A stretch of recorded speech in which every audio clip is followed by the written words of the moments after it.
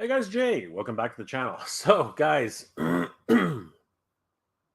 been one somber week. I gotta tell you. No, you know what? The week's actually been really good. We ended off Eternia on a high note. It actually hit a number which I wasn't expecting, a number which a lot of people were not expecting. Serpentor made a surprise appearance at GameStops all over Canada. That was a huge shock. I even went hunting and found one at a local GameStop. Well, I say local, but it was in Pickering, Ontario, which is at least about half an hour's drive away from here. But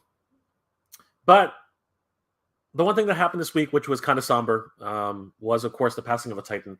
Batman to many generations, Kevin Conroy, and he will be missed. I remember watching Kevin, or at first, finding out, not really finding out really, but encountering Kevin's talent through Batman the Animated Series, and it really never left me. I mean, the gravitas of his voice, the presence and his presentation, throughout the whole series was just incredible. He was subtle yet powerful at the same time. The way he actually projected himself as Batman really did set the stage for multiple fans throughout the generations. He was Batman from the animated series. He was in video games, for Genesis and Sega CD. Yeah, he reprised his role multiple times in DC direct-to-video presentations. He finally got to play Bruce Wayne on Crisis on Infinite Earth, as well as the Flash, and as well as the Flash TV series on CW. And of course, he came back to reprise his role as the Dark Knight in the Arkham series. So he will be missed, and honestly, I did a whole tribute to Kevin yesterday. So if you guys want to look that up on Mega J Retro, you can see the whole tribute. I showed some of his most iconic moments as the Dark Knight in the Justice League, which was hilariously, funny at the same time, very, very, foreboding, and just him being a badass in multiple ways as Batman. I took a moment to look at his performance on Crisis on Infinite Earth, and I have to say, it's very hard to bring across a character like you do in your voice as you do on screen. He was playing aside, the Batwoman, and I think that if he was, with Terry, I think that would have been a much more interesting parallel. But it was done for that episode. I'm glad he got the chance to actually do it. Not too many roles that we've seen Kevin Conroy in terms of, like, at least not popular roles, nothing that would stand out for his career other than Batman. But at the end of the day, my heart goes out to Kevin's family. My well wishes, and of course my condolences. So guys, let's all tip our hats to the one and only Batman, who was a Batman for multiple generations. Kevin, it was too soon, my friend, and we will miss you. But you guys please check out the tribute I did for Kevin Conroy on Mega J Retro. It was a lot of fun.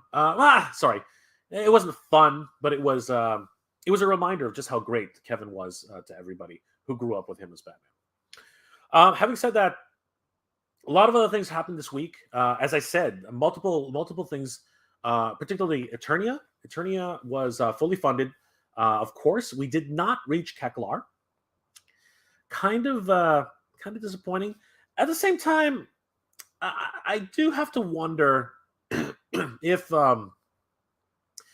Mattel really didn't do themselves any favors. You know what I mean? Like, I did a whole video on King Grayskull and the whole situation. Hey, look, there's a sex bot. Yay!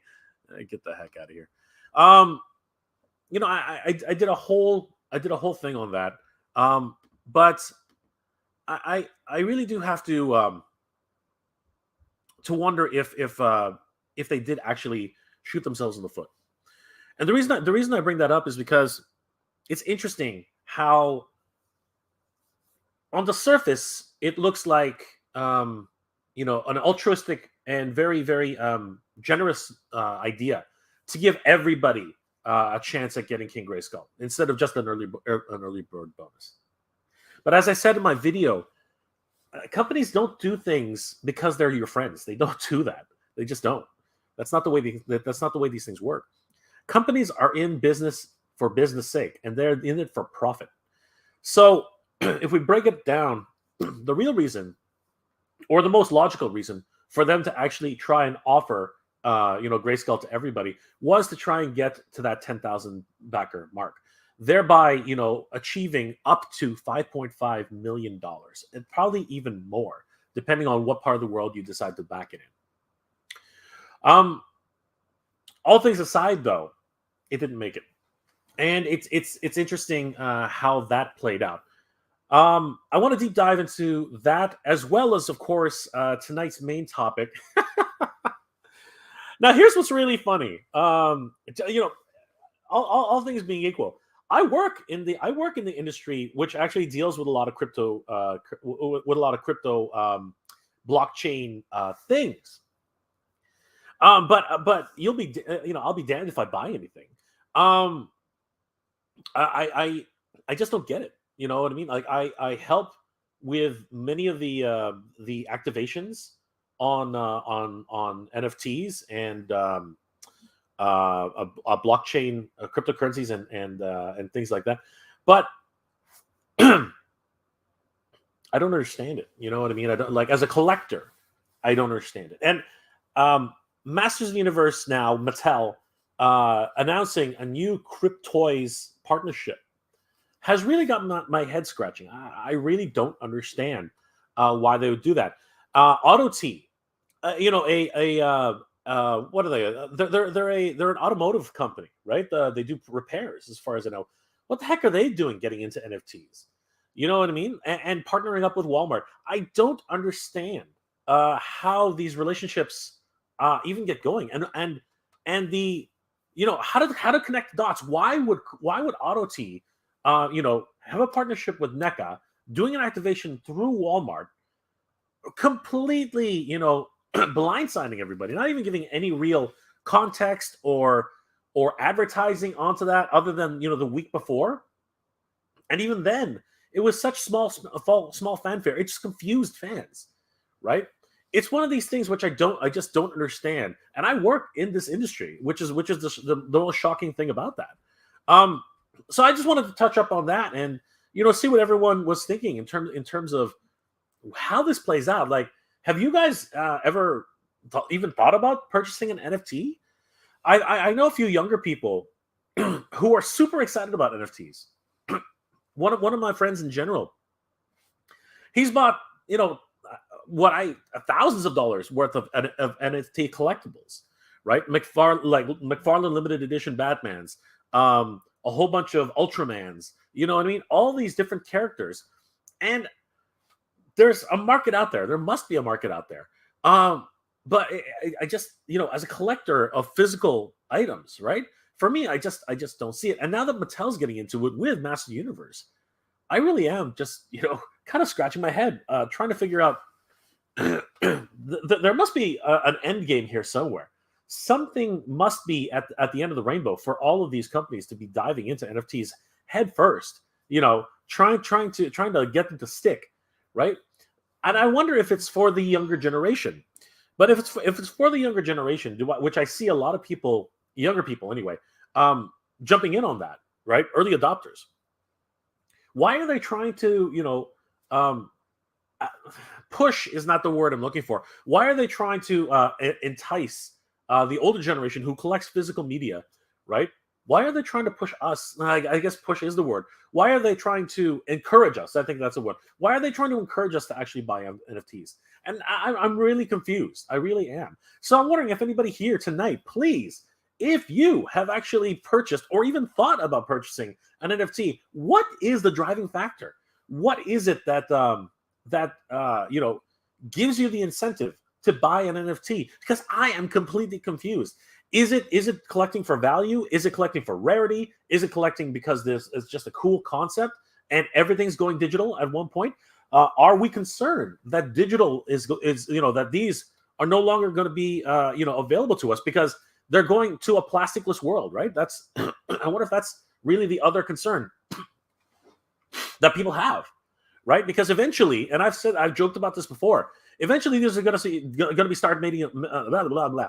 Eventually these are going to start being made of plants, plant-based plastics. I mean, that's what they're leading to. Biodegradable, meaning that these cannot be saved.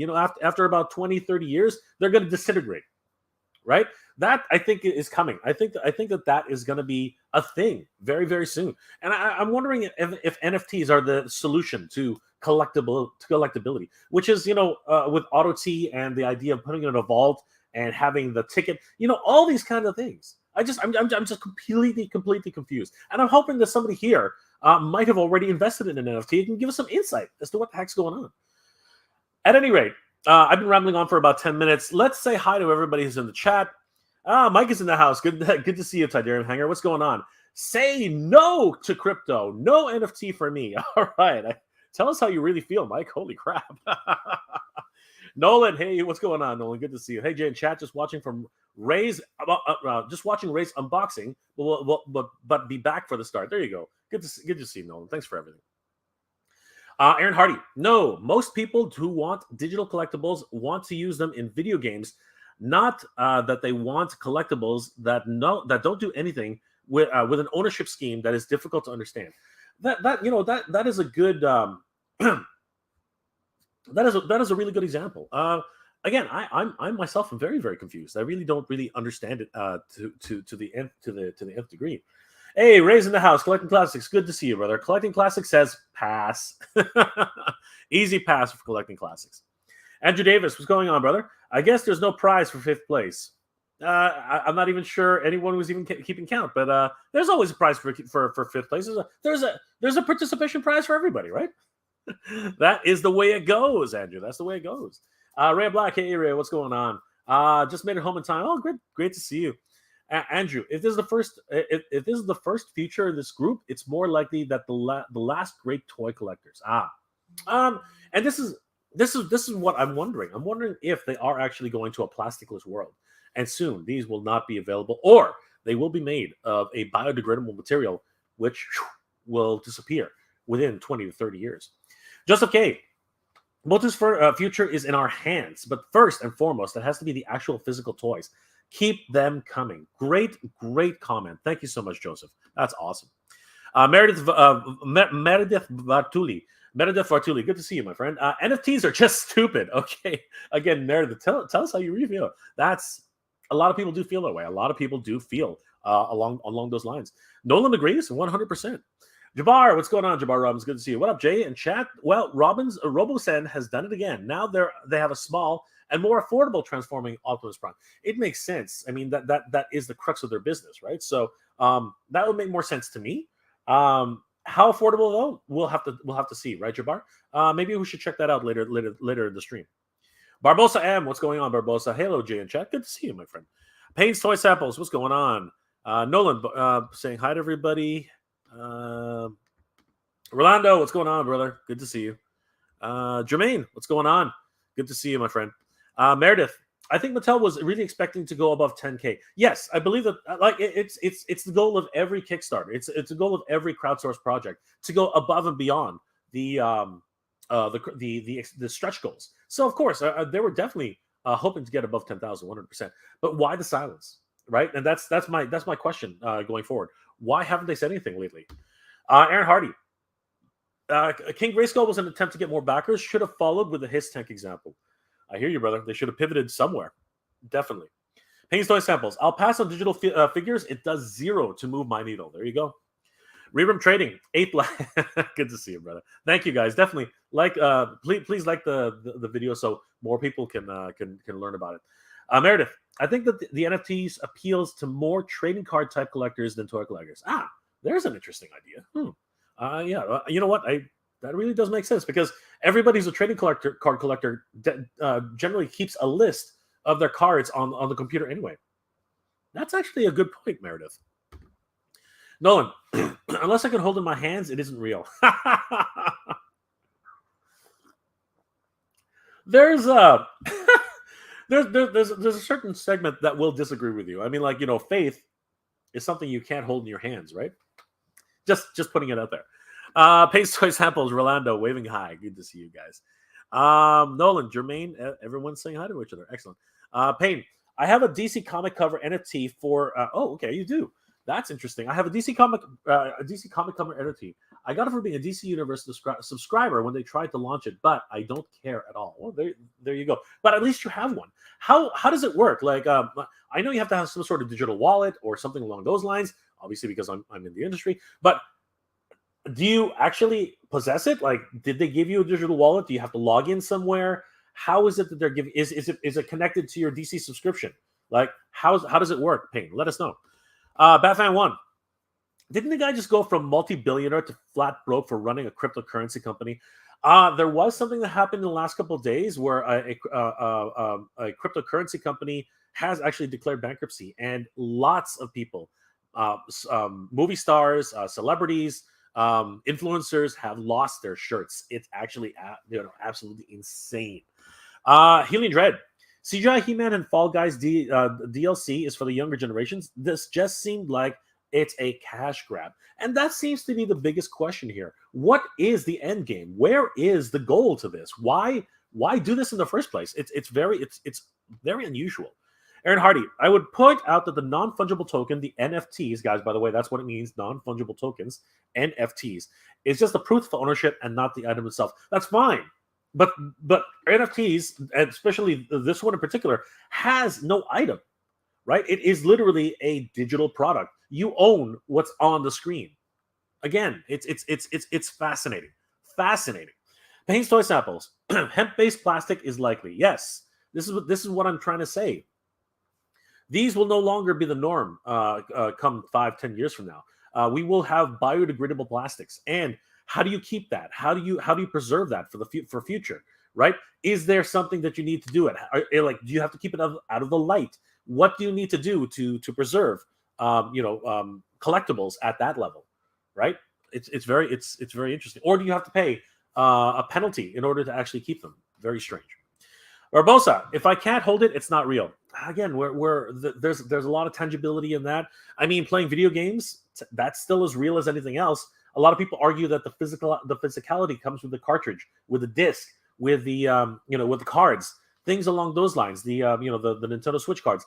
A lot of people are saying that will go the way of the dodo very soon too, and so video game collecting, might go away as well. Very, very strange. Demon 888, what's going on? President Phalanx 59, what's going on, Princeton? Good to see you. Nolan, saying hi to everybody. Toy Gigsaurus, what's going on, brother? I am doing well. I hope you're doing well too. Obi-Wan, what's going on, brother? Good to see you. Hey, Jay, I haven't bought NFTs, but but I've invested millions in these amazing Mexican jumping beans. Don't eat them. You'll find something very surprising inside. Good to see you, Obi-Wan. Jabbar Robbins, everybody saying hi to each other. Good to see you. YT Refugee, I think of any online game that has gone defunct, anything you purchase, add-ons, DLCs, loot crates, all gone when the game no longer is supported. And these Cryptoys are a rip-off to begin with. That's there are a lot of people who do believe in that, but there's equally a number of people who actually are being first adopters, are investing in this, hoping for a return somehow, right? So that's my question. What is the allure? Because there is the collectability aspect of it. There's also the financial gain that people can make out of these. Strange. Aaron Hardy, smaller Optimus Prime is 700, but they are bumping the original up to 1,000. What? So what's the point? What is the point? There's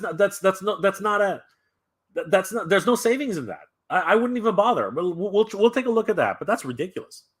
Paul, what's going on, Paul? Good to see you, my friend. Nolan, Pace Toy Samples. I log into my DC account and I can access it there. So is it a 3D model? Like how does it work? Like how can you is it just the cover? Can you open the book? Like, is there anything else to it?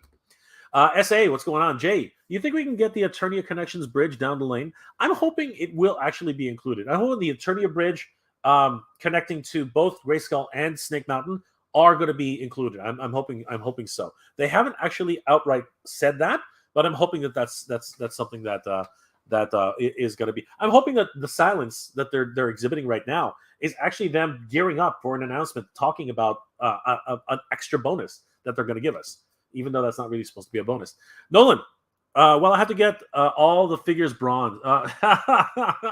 Yeah, but then you'd ruin the value, right? The whole idea is to keep them, if you're looking for value, right? If you're looking to pass them on, the whole idea is to actually keep them pristine, right? Kaiju Kitty, what's going on, Kaiju Kitty? Keep it out of the light. Why even buy it then? I know, but when you talk about biodegradable plastics, one of the ways to actually get them to biodegrade is to put them in light, right? That they actually start deteriorate. So what do we do, right? What do we do? And that's the question for today. Like, everything seems to be moving towards a plasticless world, right? But no plastic means no toys. At least the way we know it. But maybe we'll go back to diecast. You never know. YT Refugee, the FTX guy, was using his customers' money to donate to democratic political campaigns and lavish living in vacations. That's terrible. So FTX was the company that is now looking for bankruptcy protection. Insane. Thank you for that update. We might touch on that. I don't really want to get too far into that, but interesting to look at that for sure. SA, HasLab mask, please. Yes. Hopefully that will one day become a thing. We shall see. Joseph K, over 9,000 backers deserve some updates on Eternia's crowdfunding campaign. That's a lot of money we won't see materialize over 1 year and a half. Yes, and let's talk about that. Let's find out. Let's try to disseminate as to what's happening right there. Batfan1, I do play with Topps and Panini trading card apps. Oh, that's interesting, Batfan1. I have never paid for a card though. It's just a fun hobby, but I would never invest in a digital card, one of two. Wow, interesting. Very, very interesting.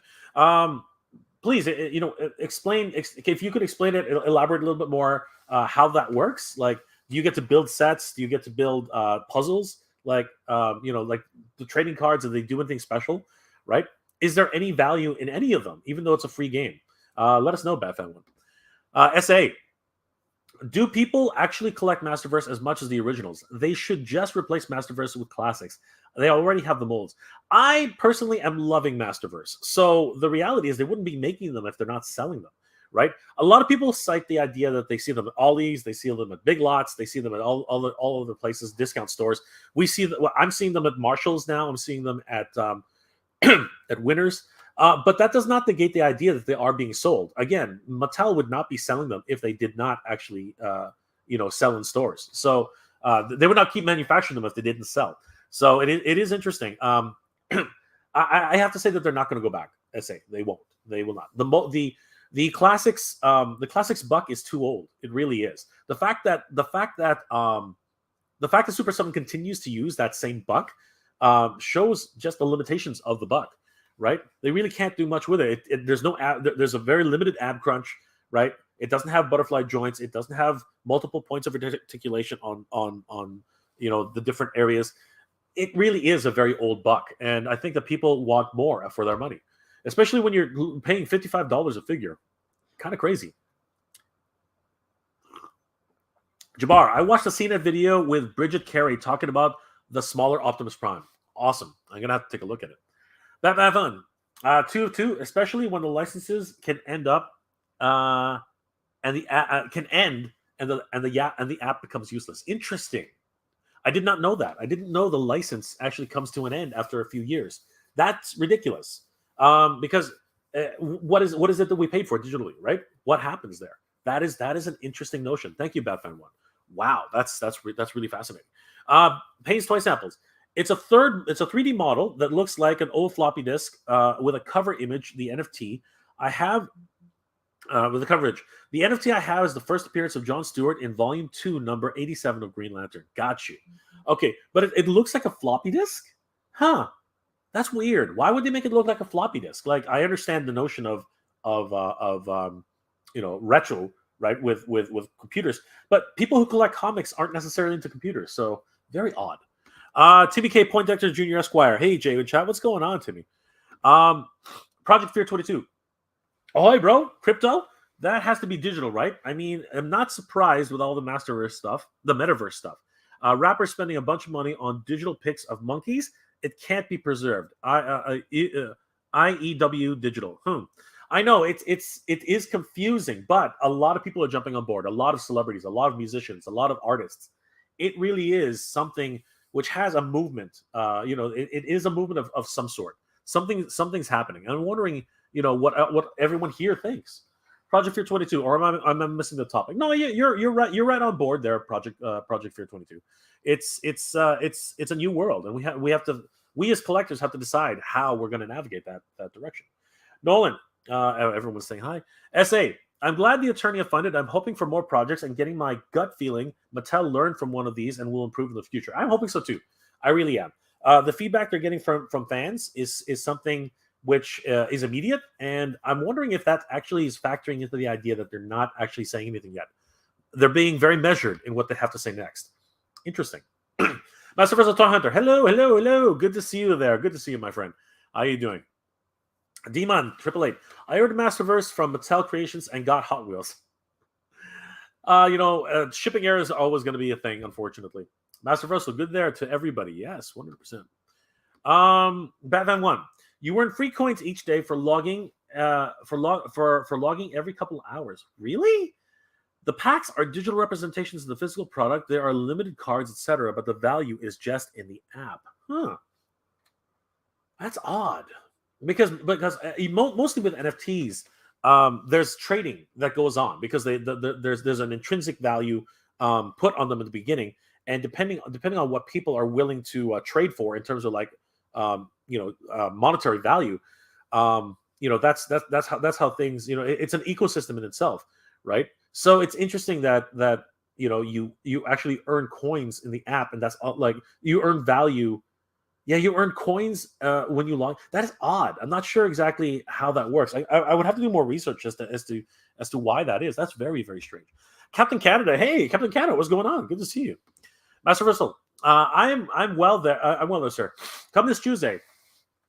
NZT, New Zealand Television. No, sorry, New Zealand T. I don't know what's in NZT. It's super. It's oh, there it is. It's Serpentor pre-order time for me there. Jay, hope you have been having fun with yours, and have you found a nice spot to enthrone him, shall we say? Well, right now he's in front of the TV. He's literally right over there. But yes, I'm building my toy room, as a lot of people know. Dex and I are going to get started this week. There's going to be a lot of videos that are going to come out. I'm trying to decide whether or not I'm going to document my journey on another channel, or this channel, or Mega J Retro. I'm going to see how that goes. I'm going to try a few experiments and see what happens. But it's going to be a lot of fun. Hope you guys enjoy it. Battlefield 1. Topps lost the NFL license a couple years ago, and my collection from about almost 3 years of collecting is lost in the air since the app hasn't updated. Wow, that's interesting, and it's interesting to have your insights on this. That's fascinating. SA, can we please get a Soul-like Motu video game? Can we please get a Soul-like Motu video game? I'm sorry. Oh, are you talking about Dark Souls? Is that what you're talking about? That would be interesting. Yeah, that would be a heck of a lot. That would be really hard. That would be really, really hard. Master Fizzle. Yes. New Zealand time. So that. I was like NZT. I was like New Zealand something, and I couldn't figure it out. Thank you very much. Rhea, don't forget to like the video. Thank you so much, Rhea. You're awesome. All right, guys, let's take a bit of a dive into this, because this is, at the end of the day, this is rather fascinating. So, as some people might know, if you head over to MattelCreations.com, they really are promoting newer products and a few. Sorry, I really should actually start with this. So, as typical, it is with Mattel Creations. They're going to be showcasing their newest property, which is going to go limited quantities for sale, with Mark Ryden's Barbie, which is interesting in and of itself. We see the match to remember, including WWE Coliseum Collection with Hulk Hogan versus Terry Funk. the newest Hot Wheels, which is just, guys, do not underestimate Hot Wheels. Hot Wheels is ridiculous. The gift that keeps on giving with the little people, which is awesome. And then right down here, they really are starting to push this concept of Motu digital action figures. We've teamed up with Cryptoys to bring Eternia into the world of NFTs, non-fungible tokens. I covered this at some degree when it first came out. I remember we talked about it a little bit on one of the live streams. I have to say, the designs are neat. I'm not gonna lie; they have that super deformed, look, really cutesy, really baby-ish kind of thing, right? But they do have, an interesting design to them. Seriously, and what they're doing with these characters, as I said, it is interesting visually. Visually, it is interesting, right? I'm liking the way Tri-Klops looks. I'm liking the way Evil-Lyn looks. He-Man, of course. Battle Cats. I don't know, man. Like seriously, he's a bipedal now. He's looking kind of weird. Got that kind of idea. But I love that gray skull. Like honestly, such a cartoony, over the top kind of, again, super deformed type of idea. But then they have these, super collectible extras, like these power up versions here, right? With Tri-Klops here, with He-Man, with the white hair. A blue glowing Battle Cat, which is when he morphs into from Cringer, right? And we have the super jaundice version of Evil-Lyn, right? Because here it's her flesh tone colors, right? But then you have these really crazy ones, right? Like this crystal He-Man, right? Obviously referencing a lot of the episodes from the Filmation version. And my personal favorite, freaking Pizza He-Man. Come on. Pizza He-Man? Jeez Louise. Like, that really got me. Well, when I was looking at this, I'm like, if I'm ever going to get one of these guys, it's going to have to be Pizza He-Man. Like, that combines everything that I love together in one huge package. Like, that's ridiculous, right? That is absolutely, like, bonkers. So, definitely, I would be on board with Pizza He-Man. Like, seriously. Like, oh, my God. Seriously. That's just ridiculous. He's like Pizza the Hut. Like honestly, that would totally be right up my alley. On honestly, like all things being equal. But you know what? This is where it gets to me. Like, why are you emulating real life? I don't get it. I don't understand. I'm confused. I am seriously confused at the whole concept of this. Like, what are they doing? What are they doing? Is this life? Is this life imitating art? Is this art imitating life? What is this? Right? I mean, this is a digital thing, right? If I open this, does the value decrease? You know what I mean? Like what? What are the rules? What are the rules? Right? Are there any rules? Right? Are we in the Oasis? Are there no rules? Can I steal this back up when it's done? Like, can I if I open it? And then, does it add value? Does it lose value? What happens with this? Why even put it in this stupid case? What's the point? Right? Again, I find it fascinating. I find the concepts of what could happen, the consequences of opening this up. Because as collectors, we know once you open something up, it loses value if you're looking for value, right? But because you can't open it up, you can't pose it. She can't do her little magic things. She can't do her little twirls, right? She stays in this plastic prison looking at you like derpily, and that's it. She's stuck, right? But then when you open it up, does that open up new possibilities? Does she do special things for you? Does she do a one-time opening up celebration that never happens again? You know what I mean? Is that unique to every single version of the crypto toy? Like, these are the questions that I have in my head, and the only way to actually answer those questions is to actually go ahead and buy one of these stupid things, right? Like, that's so weird. And like I said, when you open it up, right, is that proof that you have destroyed part of the NFT's value or destroyed part of the NFT in relation? So basically, if you're looking to trade these things, right, is one in a package more desirable than one that's outside and moving and doing its little thing? Like, what is it? Can you evolve them like Pokemon? right? What are the rules? I just don't understand. Like that's really what's kind of blowing my mind here, right? Because I look at this package, I look at the whole concept, and I love it. I do love it. It actually looks genuinely interesting. It looks it you know it gives me a sense of wonderment of what the heck am I looking at here? But then my brain goes to other places like, okay, is this going to be valuable now because it's in package, or is it going to be worth nothing when I actually open it up? As I said, is there a special animation that happens when you open up one of these things that never happens again, right?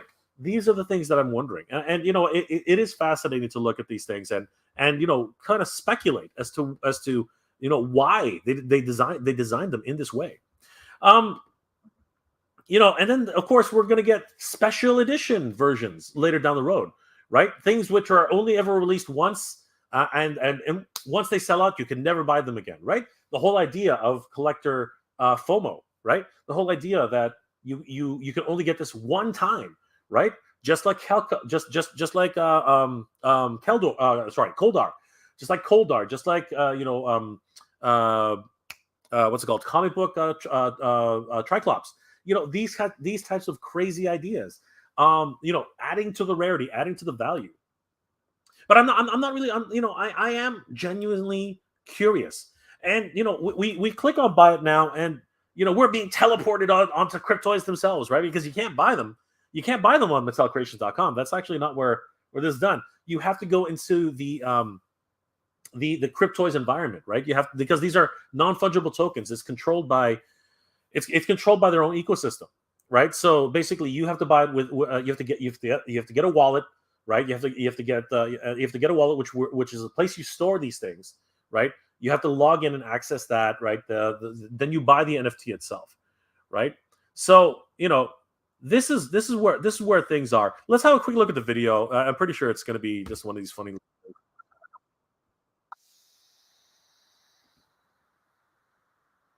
I really find it fascinating that they're referencing all the toys from the past.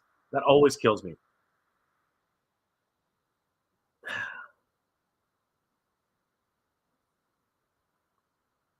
I really do like the idea of the animations. I like that. I like owning something like that. That seems like a really cool idea. But again, you got the unbox, collect, and play. Okay, so that's the thing, that there's something that makes more sense to me, right? These become playable things inside of an environment. So that and you know what? Not to give away too much, but that's actually the kind of things that I'm doing with the company I'm working for. Right, we are actually creating a virtual environment where you can use your avatars to go and play inside this virtual world. So that is the thing. That's the end game that I'm looking for. Like, and I did not know that. I did not know that there was a play feature to this, right? Which really does add value in my opinion, right? So, but then again, like I said, the thing that really gets me is this, right? If you and that's where I need to talk to somebody. Like, once you unbox this thing, right? Once you take it out of the package, intrinsically does it lose value, right? Or for the people who are trading these things, for the people who actually are looking to for overall added value, especially like when you get to like the pizza He-Mans, the crystal He-Mans, things like that, right? The crystal Tilas, all that kind of stuff. The yellow version of Evil-Lyn, right? Are those more valuable and should be kept inside their packaging rather than ripped open and used inside your virtual environment? Yeah, I really have to wonder how all that works, right? Here we go, by Motu by the numbers. Three release waves. So it looks like there's only going to be 3 waves initially. 4 hero characters in each wave, 7 rarity skins for each character, 12 hero characters in all, 28 collectible toys in each wave, 84 collectible toys in total. So it's a very limited release based on this license. So with Cryptoys, they only get a total of 84 collectible toys, right? But then I wonder if they're including the super rare versions, right? 10,000 total quantity for each character, 120,000 total Motu Cryptoys. So there really is a very finite number of these. There's only going to be 120,000 total ever minted, right? So if you guys don't know, the way NFTs work is you have to mint NFTs. It's kind of like pressing dollars, right? Like creating a coin or a dollar bill, right? So there's only going to be 120,000 of these. So I think the idea is that they are intrinsically valuable, right? But then again, like I said, does opening one reduce the value? It's interesting. So the first wave is going to be He-Man, Battlecat, Tri-Klops, and Evil-Lyn. In this format, I guess. And then later on, Wave 2 is going to have Orko, Beastman, Trapjaw, and Tila. So that's going to be a very sought after set. And then Wave 3 is Skeletor, Panther, Man-at-Arms, and the Sorceress. Interesting. They have stats, obviously, because when you're going through the game, you're not going to last very long if it's a kind of like an RPG situation. Unbox and unwrap your hero. So this is the one that I'm curious about. See how it says right here, and this is okay. This is not It's for crying out loud. It is. Don't do that. Come on. Let me look at it. Let me look at it. Where are you?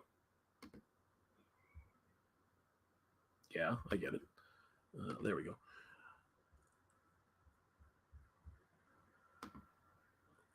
What?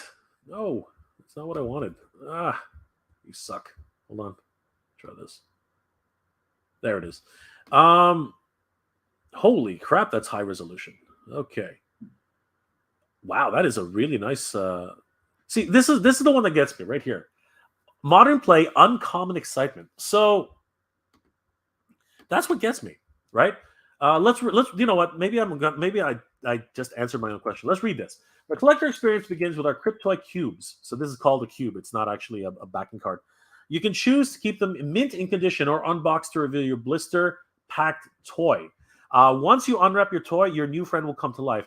Okay, so but that's it, right? Once you unbox these things, right? Once you unwrap them, they can never be put back, right? So again, when you're trading these things, right? When these things come on the market, if you will, right? Does that mean that this guy is no longer like if you open this guy up, that means that he's no longer worth the value that he was purchased for, right? That's a really interesting concept to look at. And again, he's pretty cool, man. I gotta say, that didn't work. Yeah, this Oni-chan Studios. Yeah, very, very, very, very interesting concept. I'm not 100% sold on it, but I do like the idea. Go for a walk on the block. After you've unwrapped the action figure, you can immediately take your new toy out for a spin on the block. Watch and see how your new pals walk, run, turns, and jumps. When you're finished, your toy is tucked away in your Crypto Toys backpack until you're ready to play again. It literally is a virtual world, right? I wonder if they're going to have, VR headset capability in the future. That would be neat, I think. This is just start earning the benefit. Here we go. Start earning future benefits. Now, this is the key, which I think a lot of people are going to try and get into. Every max mint up to 5 cubes purchased per transaction. So you can purchase a maximum of 5 figures per transaction. Earns priority access for 2022 drops and a golden ticket for early access to future drops. Patches will be awarded to celebrate the collecting milestone. Okay, so you basically earn achievements. Advanced collector titles will unlock future assets to exclusive drops, experiences, and rewards. So everything here has an intrinsic value based on the idea that if you get a golden ticket, right, there are benefits towards that, and this is what a golden ticket looks like apparently. Interesting. And you can only order 5 cubes per purchase. And then we talk about rarity. So these are common. So Cringer is common. I guess flesh tone version of Evil-Lyn is common. Prince Adam is common, and Tri-Klops is common. Uncommon, of course, like I said, a yellow version of Evil-Lyn. Battlecat apparently is uncommon. He-Man is uncommon. That's weird. Why would He-Man be uncommon? That's very odd. To me, that's weird. That's odd. And then Tri-Klops is uncommon. This version of Tri-Klops, this pukey green, this pukey green. I think that's comic book. Oh my god, I think that's comic book Tri-Klops. I think it's comic book. And then we have the ultra rares, right? Sorry, the rares, right? We have crystal, and these are all like. We have. I'm guessing that's lava. I don't know what they're called. I'm guessing that's lava, Battlecat, Crystal Evil-Lyn, Electric Transforming He-Man, and Wooden. He's like a block of wood. What? Wooden Tri-Klops. He's got a wooden sword, for crying out loud. Are you kidding me? And then we have the epics, right? Wow, they're all based on food. Oh my god, that's hilarious. Oh gosh, that's crazy. We have pineapple. Let me zoom in here. Maybe we can get a better. No, it didn't work. You can't zoom in. We have pineapple, battle cat, waffle, Wonder Bread. Okay, that looks like Wonder Bread. Anyway, she's waffled. I don't know why she's got a Wonder Bread cape, but anyway, I'm gonna say breakfast. I'm gonna say breakfast. No, it's dessert. Yeah, it's dessert. She's got an ice cream. She's got an ice cream wand, waffle attire, and for whatever reason, she's got a polka dot wrapper, I guess. Evil-Lyn, Pizza He-Man. Yeah, of course, Pizza He-Man. And what the heck is that bacon? What is that? I'm gonna think he's a he's a sandwich. He's a sandwich. That's bacon or some sort of meat. That's lettuce he's wearing as his. Oh god, that's gross. He's wearing lettuce on his body, and then bread for the top and the bottom. His boots are bread. His helmet is bread, and he's got a pickle for a sword. Oh my god, that is hilarious. That is actually, this is, the more I look at these, the more I kind of am getting more and more interested. But I wouldn't buy them. And the legendary are what, like sand versions, like black and white. I don't know, what are these? I don't get these. So somebody would have to give me a description, because this would have been a perfect place to put some words. Use your words, Cryptoys. Use your words. And then the Grail pieces are these negative versions. He-Man's looking psychopathic. Holy crap. Yeah, the technos and stuff. And the Ultra Grails are just, crystallized versions of these guys. Whatever. So here's the nitty gritty. Begin your collection today. Crypto Cubes retail for $39.99. Pay with US credit debit. With Cryptoys to pay. Are these blind boxes? Are you freaking kidding me? Oh god, no. That really kills it for me. These are blind boxes. Okay, that's bullcrap. Are you serious? These are blind boxes. So that's why there's a rarity, and that's how they keep you collecting. Because there are only 2,500 of these that will be minted, right? Sorry, there are only 120 of these which will be minted, right? You can collect only 5. You can only buy 5 boxes per round, right? So that really does give you a concept of true rarity, right? Yeah, that's where the game aspect comes in too, right? So, man, that's right. So you have X amount of chances to get this, X amount of chances to get a percentage to get that. You know what I mean? More than likely, you're going to be picking up one of these guys, is what they're saying in this round, right? Yeah, no. That's where everything really gets. To me, that's where everything breaks, right? As a collector, I understand the idea of the hunt. I get that, but when I'm hunting, I can see what I'm buying, right?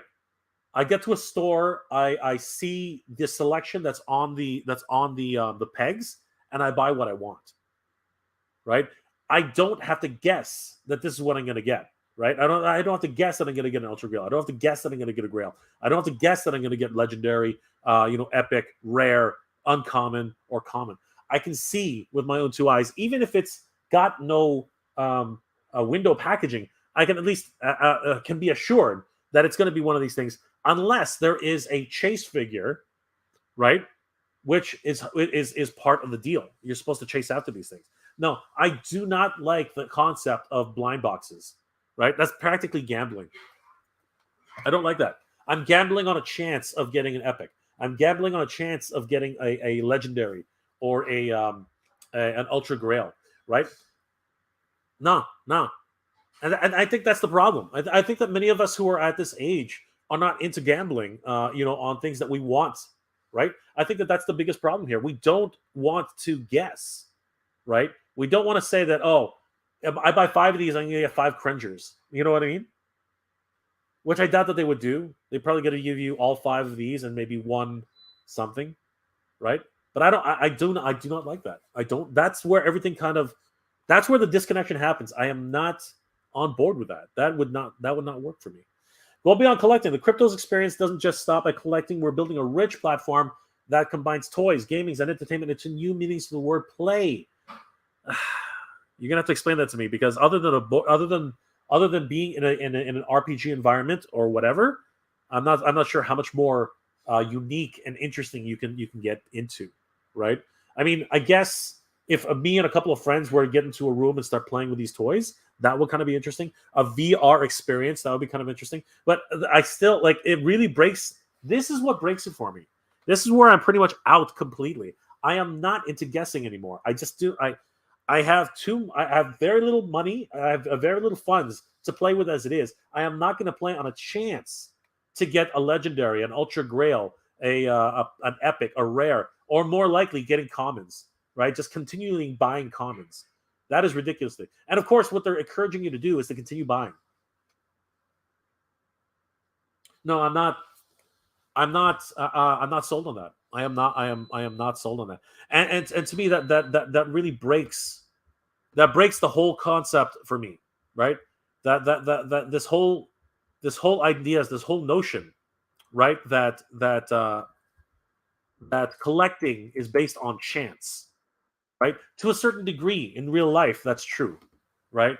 To a certain degree, there's always a certain amount of chance you take when you're hunting for toys. I get that, but at least I get to choose when I get there. It's not a freaking blind box, or like, quite literally. And I use the I use the Zelda sound effect a lot whenever I'm opening up a treasure chest, right? But that's an that's an idea of finding something that I want, right? It's not actually opening up a chest and hoping there's something inside there. No, that's where the whole concept kind of breaks for me. I'm not on board with that. I'm just not.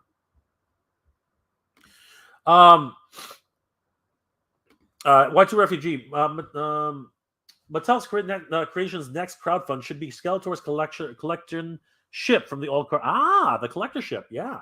The one with the 2 pincers and a big skull head. Yeah, that would be cool.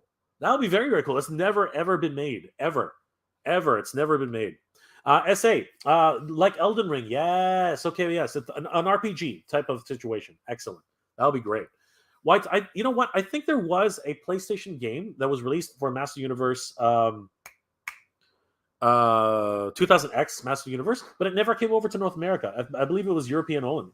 It was a European game only, and I believe it was actually only in development. It never actually made it to retail. And I think that there's copies floating around on the internet somewhere, but I've heard it's not that great. Y2 Refugee or Skyrim. Skyrim would be cool. Kaiju Kitty. Nah, I ain't buying virtual toys. Just another scam to try and separate suckers from their money and providing nothing at all. That is, yeah, that is the concern for many people. Y2 Refugee. NFTs, not friggin' toys, not friggin' tangible. You got me there, brother. You got me there. Master Vessel Toy Hunter. I see. Well, that's better than having to. That's a better place to have him than, I suppose. After all, the Tilas was the most of the U.S. After all, the telly was the most of us sat down and viewed G.I. Joe back in the day. So he's flying out of your TV sets. Yes, absolutely, 100%. Nolan, I don't mind the look. Kind of like a pup named Scooby Doo. Too bad they weren't real. Yeah, I know. They do look awesome. And if they had a tangible, physical idea to it, I might be interested. I'm not gonna lie. And we're gonna get into that idea because that's what happened with Auto T. Y2 Refugee. And when the Cryptoys goes belly up, you have nothing, all gone. This is true. If that's what happens. Joseph K. I only buy digital comics, books, magazines to enjoy my iPad on my iPad and such, but that's not what it's about. No, NFT is about investments for me. Anything digital is limited to platform and apps and an app's lifespan. Wow. That is truth. That is truth. Master Versal. If it's leading to games of sorts, that would be nice to if you got a physical features like those in Disney Infinity game features. So getting a figure that comes with a code or something rather. Exactly. And that seems to be what Auto T and other toy-based NFTs are doing as well. Just okay. Crypto toys are only encouraging valueless investments, in my humble opinion. I'm not sure if there's no like. That's the key, right? Is there any actual intrinsic value, right? Is there anything? Is there anything backing this? The game is neat, right? But is it enough to keep people engaged? Nolan, yes, that would be awesome. Absolutely, I would love to get that. YT Refugee, $40 for a random digital figure that only exists as long as the platform. No thanks. And that seems to be my biggest problem as well. I just don't see the allure. I just don't see the idea, and I don't like gambling. Nolan, this kind of reeks of a Ponzi scheme. It does. You know what? There are shades of that. There are shades of that. But it's more of the pyramid. You know, that kind of idea. But as long as people invest in it, that's the difference, right? Will people invest in it?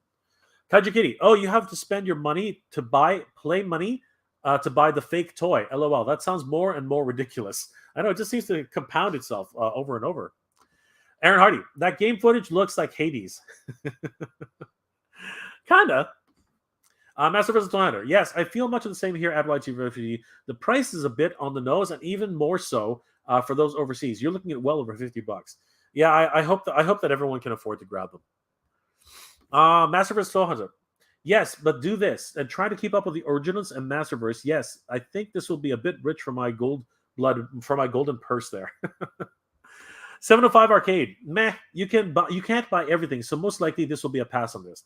It's becoming a pass on for me. There's nothing physical here. There's nothing tangible, and I don't like gambling. I just don't. Aaron, so these are the sets that if you open it, you cannot seal it back up. It seems like that. It seems like if you take this out of the package, you can't put it back. But that's the allure, because once you open it, then it starts doing things. It starts running around. You can use them in the game. If you don't open them up, you can't use them in the game. Y2 Refugee. I used to buy an entire game for $40. Now it's $40 for a random character in this game. So if you want them all, be prepared to spend several hundreds, perhaps even thousands. And when it's no longer supported, it's all gone. That is a very good point, Y2 Refugee. Nolan, I'll screenshot them all for free. Good one. Y2 Refugee, right on the target, my friend. Bozzy, what's going on, Bozzy? It's fake, and I hate it. They want you to use real money to pay for virtual money, and that'll bet exchanges that at a low return. It's dumb, and I hate it. Tell us how you really feel, Bozzy. No, I hear where you're coming from. 100%, Bozzy. Kaiju Kitty, let's hope the scalpers buy into this. YT Refugee, this is such a horrible cash grab, basically gambling. You get nothing of actual value. That's the way it feels like to me, too. Aaron Hardy, Tri-Klops BLT. Got you. Good one. Good one. That's exactly what it is. Where's the red part, though? I didn't see. Oh, his belt. His belt is the thing.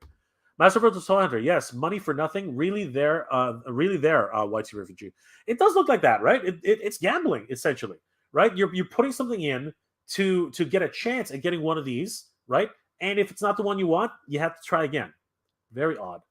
Nolan, this has to be trying to put the younger generation into Motu, trying to pull the younger generation into Motu. It's like Fortnite. I hear you, but they would still need to be something that pushes it, right?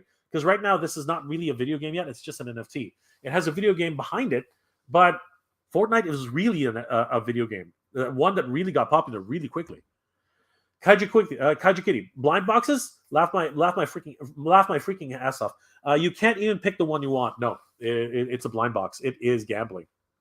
You'll end up with 30 battle cats. That's exactly what I'm thinking. Will Weinrob. Good to see you, my friend. I hope I'm pronouncing it right. Hi there. I'm a co-founder of this project and would be happy to come up and chat with you to answer any questions. Will? Wow. Hi. How are you?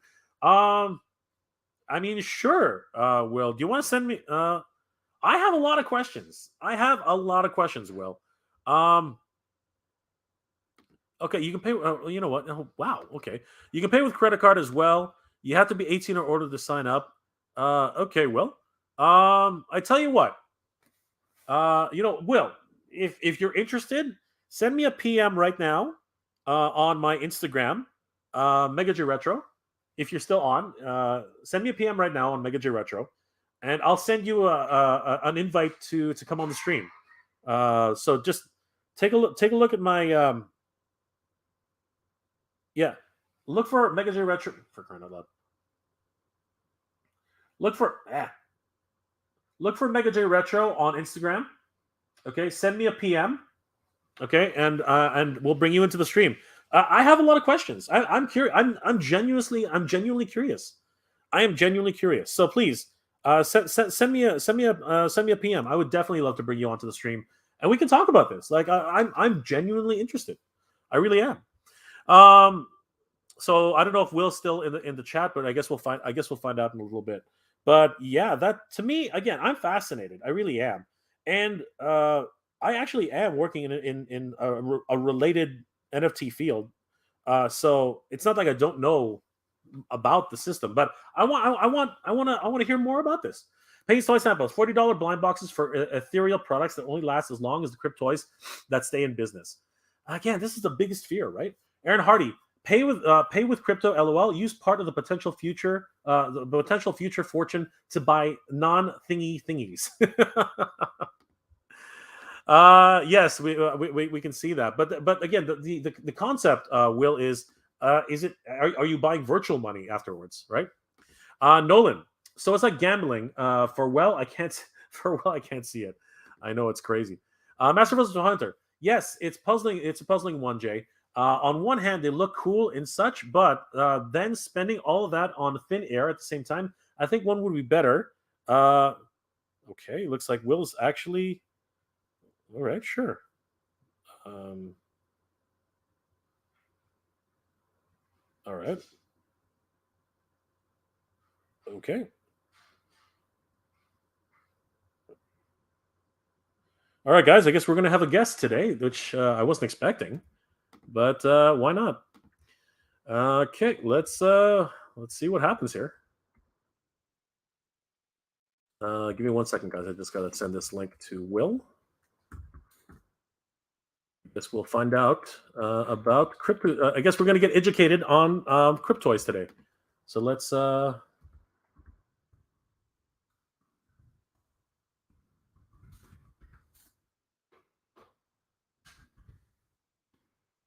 on for a second, guys. I'm just completely fascinated by this. I really am. So I do want to get some insights. I want to get some insights on this. So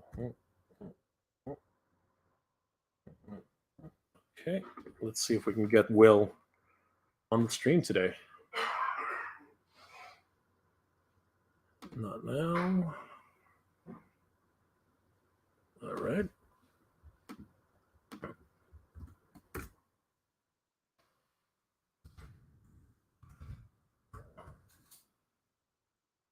All right, guys. I'll take a few more of these, and then if Will decides to join us, we'll get in there.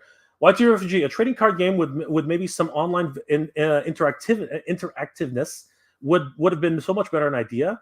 At least you would have gotten something tangible. $40 a piece, and buy 5 and get 5 of the same Prince Adam. Yeah, that's to me, in my opinion, I really want to be able to choose, to pick and choose, right? The idea of blind boxes really kind of gets me. All right, guys. So this is a surprise. I wasn't expecting this to happen tonight, but I want you to welcome Will onto the stream. Will, how are you? How are you, my friend? Good, man. How are you? Am I in frame here? I'm trying to. Yeah, you're good. You're good. Okay, cool. So, you have to forgive me. I covered this a little bit a couple months ago. I remember. Yeah. Yeah, and so you did see the. Actually, yes, you reached out to me back then and said that I hope to see you in San Diego. I wasn't able to make it, and I did see your launch. I saw a lot of your team. You did a great presentation, by the way, 100%.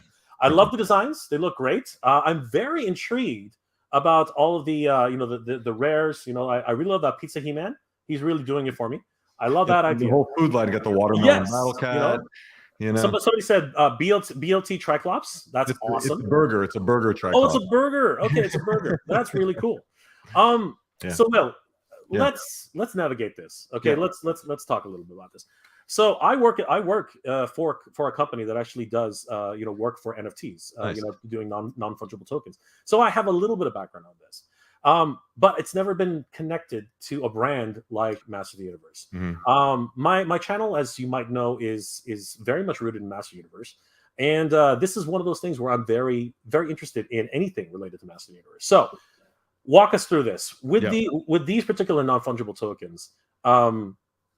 First of all, these are blind boxes. Is that the first step? Oh, so how does that work? So real quick, I'll just and by the way, I just want to say, love the stream. I've been watching, and totally valid everyone's feedback and criticisms, good feedback, bad feedback. This is a very new concept, so totally welcoming all the feedback in every direction here, and it's really good to hear. So I think just a little bit of background. This company, Cryptoys, and the goal of Cryptoys is to create the world's premier digital toy company, was created for my daughter. I was working on a previous company. I sold that company. And while I was doing the earn out for the new company after I sold it, my daughter was obsessed with blind bags. I don't know if you guys know them in the toy industry, like LOL Surprise, Hatchimals, Barbie Color Reveal, Rainbow Corns. The toy industry right now is dominated by the blind bag model. And I built this for my daughter because my daughter was obsessed with them. And what I found was my daughter would buy these at Walmart, Target for like, 20, 30, 40 bucks a pop, get them home, open them, be excited about the chase for the rare ones because that's how they worked. But then she would have them just collect dust in the corner. She would open them, she would find them, and then they would collect dust, the mountain of plastic. And the genesis, the idea was, when NFTs started really kind of coming into focus and becoming a thing in 2018, I thought to myself, oh my goodness, here's this, really emerging segment of the toy industry that's predicated on collectability and scarcity, much like I was into baseball cards. Baseball cards was like the same model. You open up a pack of cards, you don't know what's inside. You're looking for the rookie cards. You're looking for the rare cards.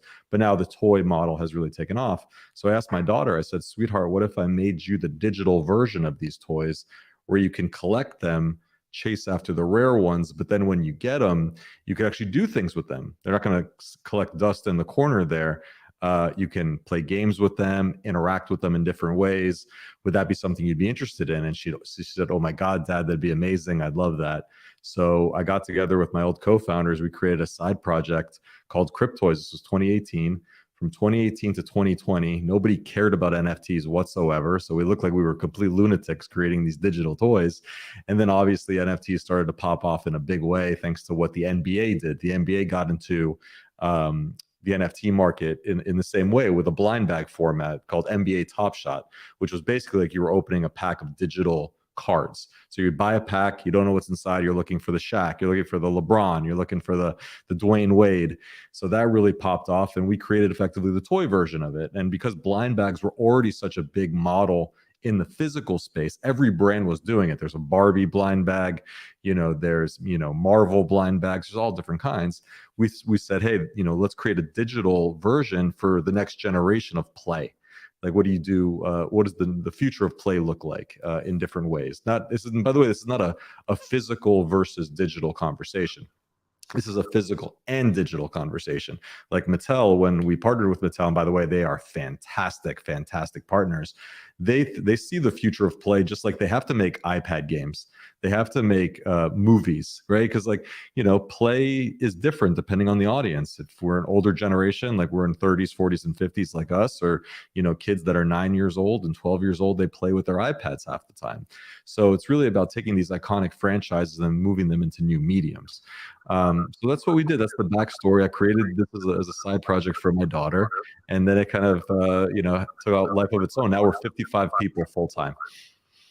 So I mean, I understand where you're coming from. I collected cards when I was a kid, right? And it was that thrill of the hunt, right? Yep. I know exactly what you're saying, right? Because you never know if you get a Barry Bonds. You never know if you got a Cy Young, which never happened because but the legendary cards and that aspect, right?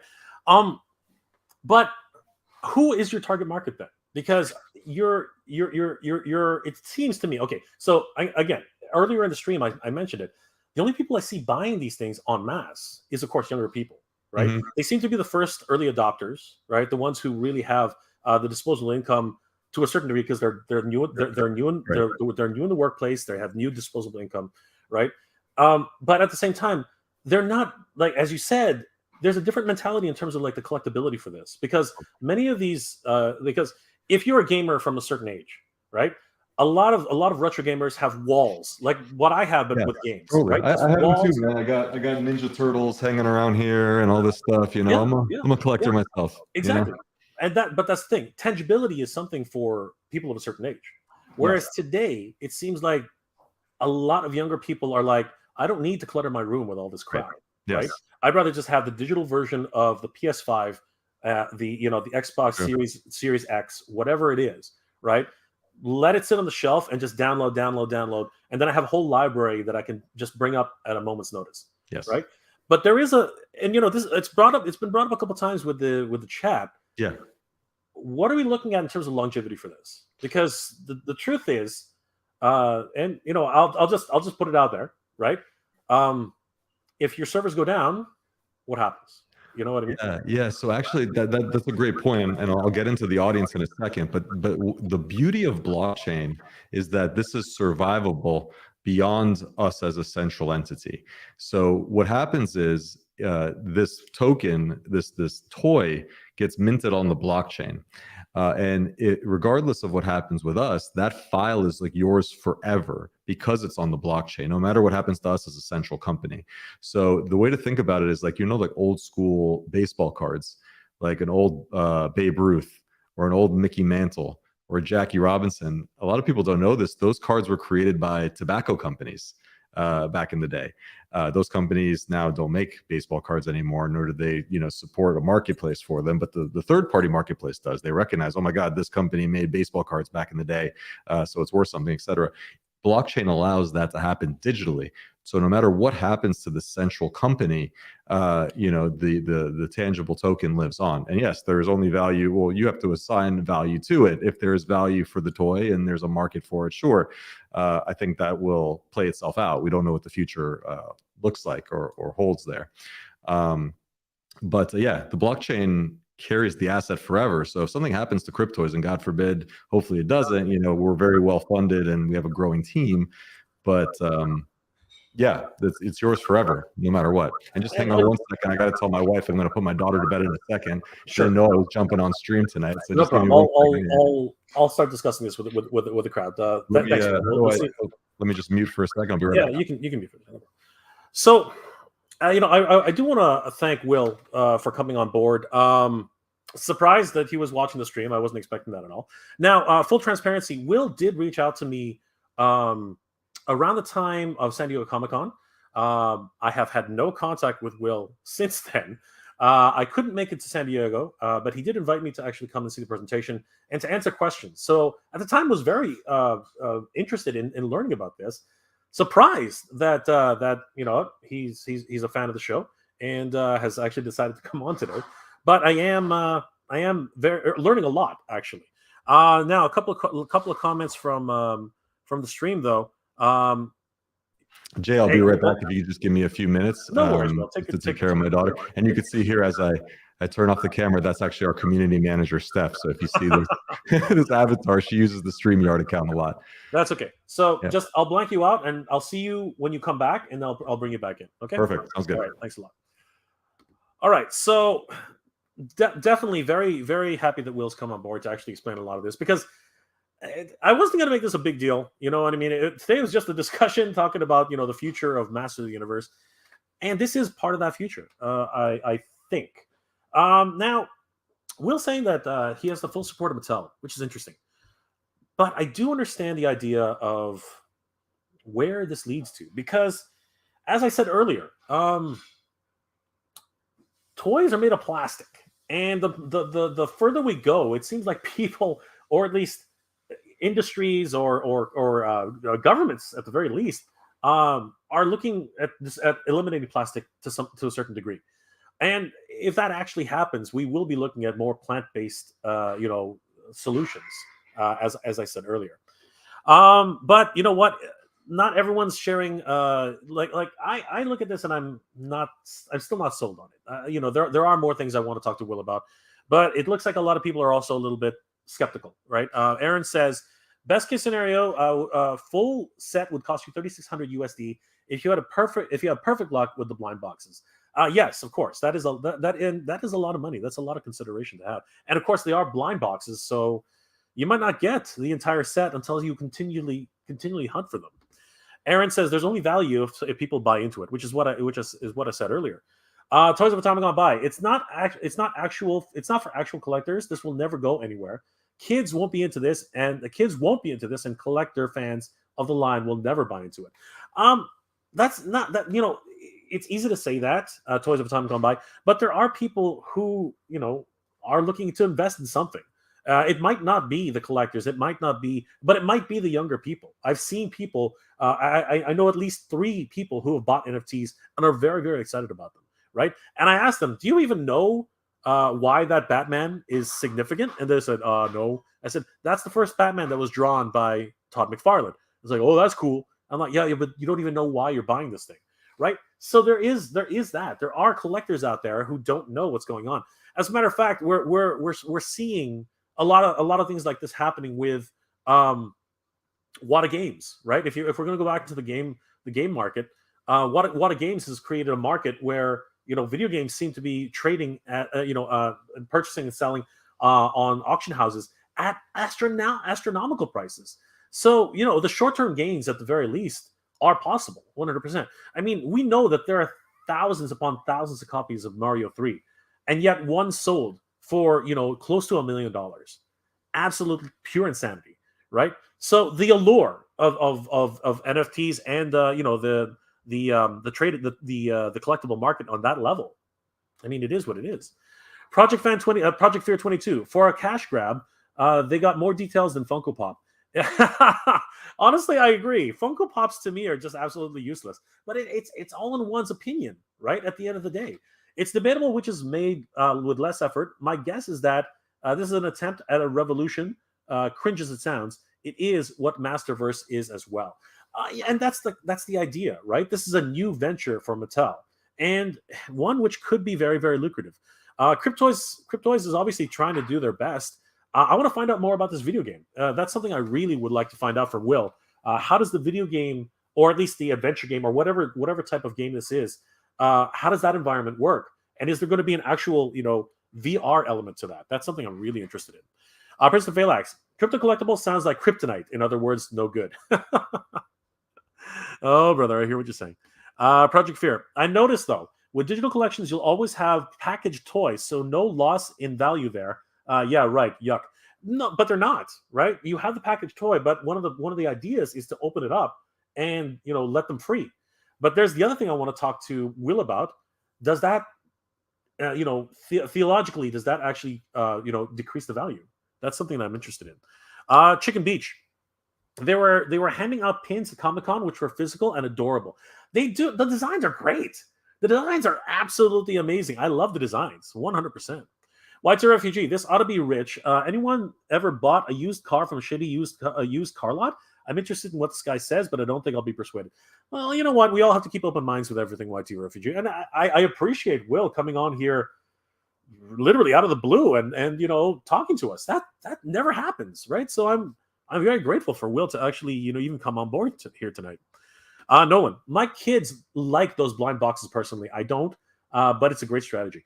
And I think that's really what they're going for. I really do understand it in terms of like Pokemon, right? Pokemon, baseball cards, Yu-Gi-Oh, all these Magic the Gathering, all these kind of great collectibles that really are all over the place. Let's see here. James Serapio.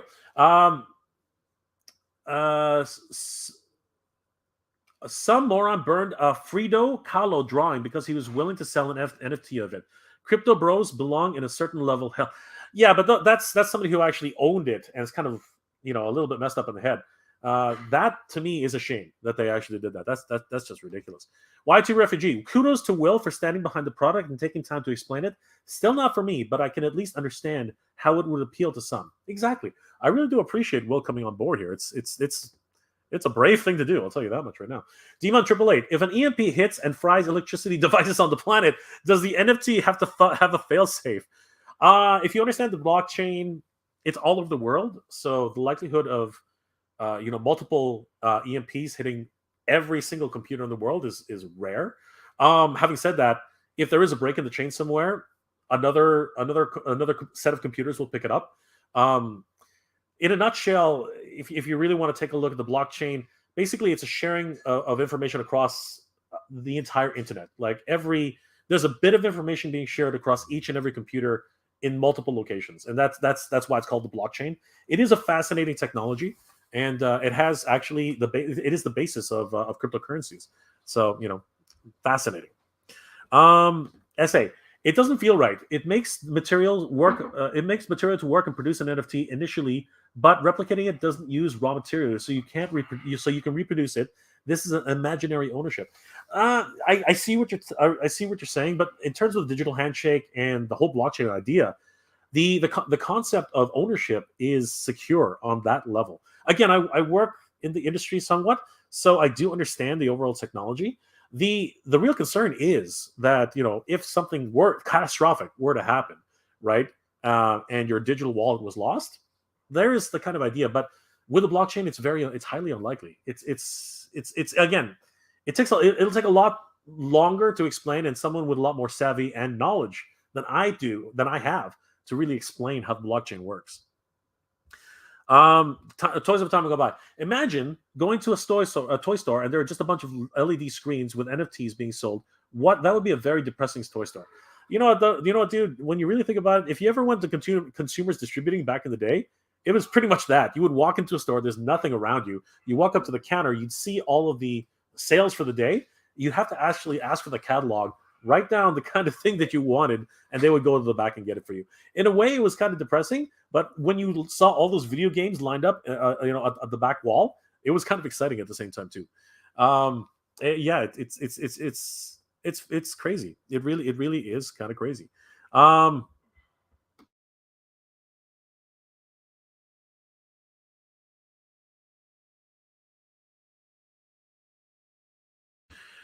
For those of you who don't know what consumer distributing was, it was a service here in Canada. I do believe they had it in some of the northern states. Basically, it was a catalog order, but they had physical stores. William Randall. Two old friends went nuts about digital Star Wars trading cards. They tried to get me into it. I thought they were silly. It's all about early adoption at the end of the day. If this does really pick up, and it seems to be picking up in certain segments, you just never know. Something might happen. Brick, Hot Wheels have NFT. Bick, hey Bick, what's going on? Hot Wheels have NFT now. Yeah, every company seems to be trying to get into it. And again, it's fascinating. Eric Valdez, a computer node specifically for Motu collectors. Yes, absolutely. William Randall. Oh no, I already read that one. Project Fear. YT he was very eloquent. It's respectable to start something on your own and begin to produce. But yeah, I can't get into something that I can't hold in the palm of my hands. Interesting. King Panther, what's going on, Noel? Mr. J, someday I, Noel, aka King Panther, will surprise you and request to join your chat. There you go, brother. That'll be fun. Yeah, you know what? Tell us the time go by. I remember consumers. I used to go, but you actually got something in your hands, even if it was in the form of a catalog. I hear you, brother. But you were the people were saying that a computer screen where you actually order things in the store would be depressing.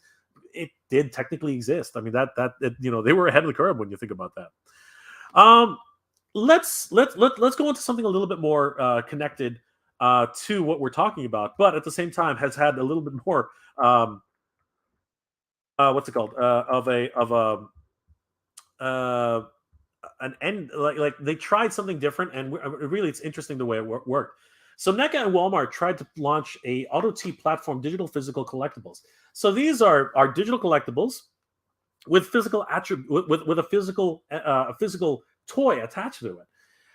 This had varying results. I mean, a friend of the channel, Matt Hatter, he went through hell at one point trying to find these in store, and he did several videos on going around to every single Walmart trying to find even one of these for sale at the Walmart locations. and it was kind of crazy. As a matter of fact, he laughed about the whole situation. As you can see here, AutoT sent out a post saying the online AutoT launch was so successful that it crashed the site. However, we'll be launching in 1,500 Walmart locations nationwide throughout the week. Check with your store for local availability. Mad Hatter was laughing all about that, and he actually ended up trying his best to go to go around and try and find these actual NFTs that were in store.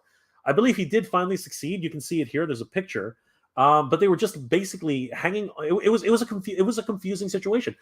Walmart didn't even know how to handle this. Right? They basically printed out cards which you could pick up, take to the cashier, and buy at the cashier.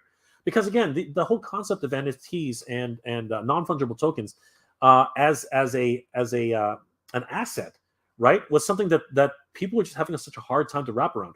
And the explanation was difficult to wrap your head around as well. I mean, what ended up happening was they explained that people could keep it in the vault for up to 6 years, or claim, like exchange the NFT for a physical product. And of course, we being collectors, Mad Hatter being a collector, he decided on the latter and decided to pick up the NFT. It finally got mailed to him 3 weeks later, and surprisingly enough, in a decent shape. So that was fascinating in and amongst itself. I see that Will has returned, so we're going to add him back into the stream. Hey, Will, how are you? Hey guys, sorry, it's bedtime over here, and I had to put Victoria to bed. And that's okay.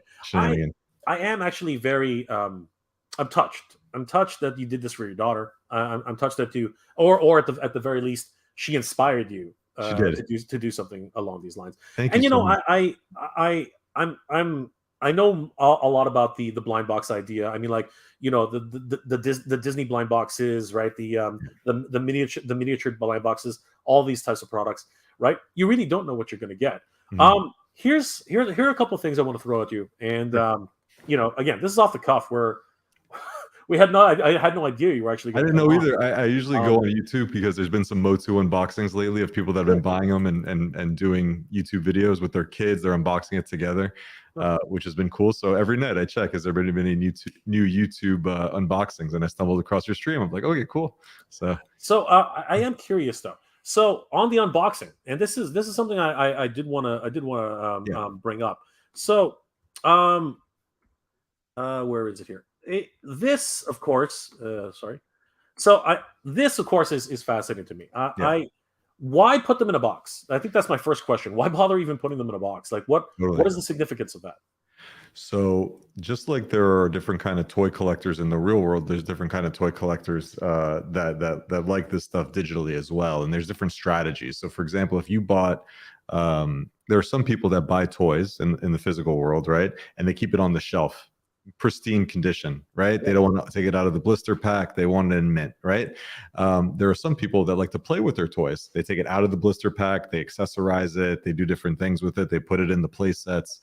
So we gave both modalities here in the digital world. We wanted it to feel as analogous to the physical world as possible. So what you get is after it pops out of the blind bag, you get a mint condition blister pack like you see here.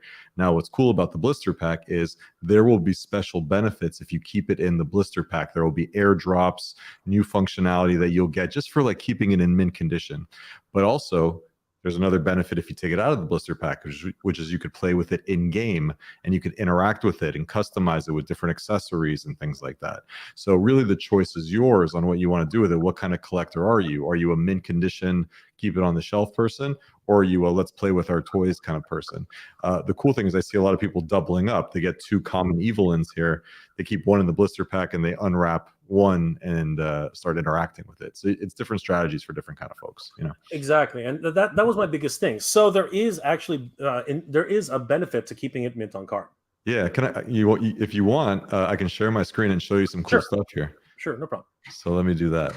Hold on, let me get into my Cryptoys account.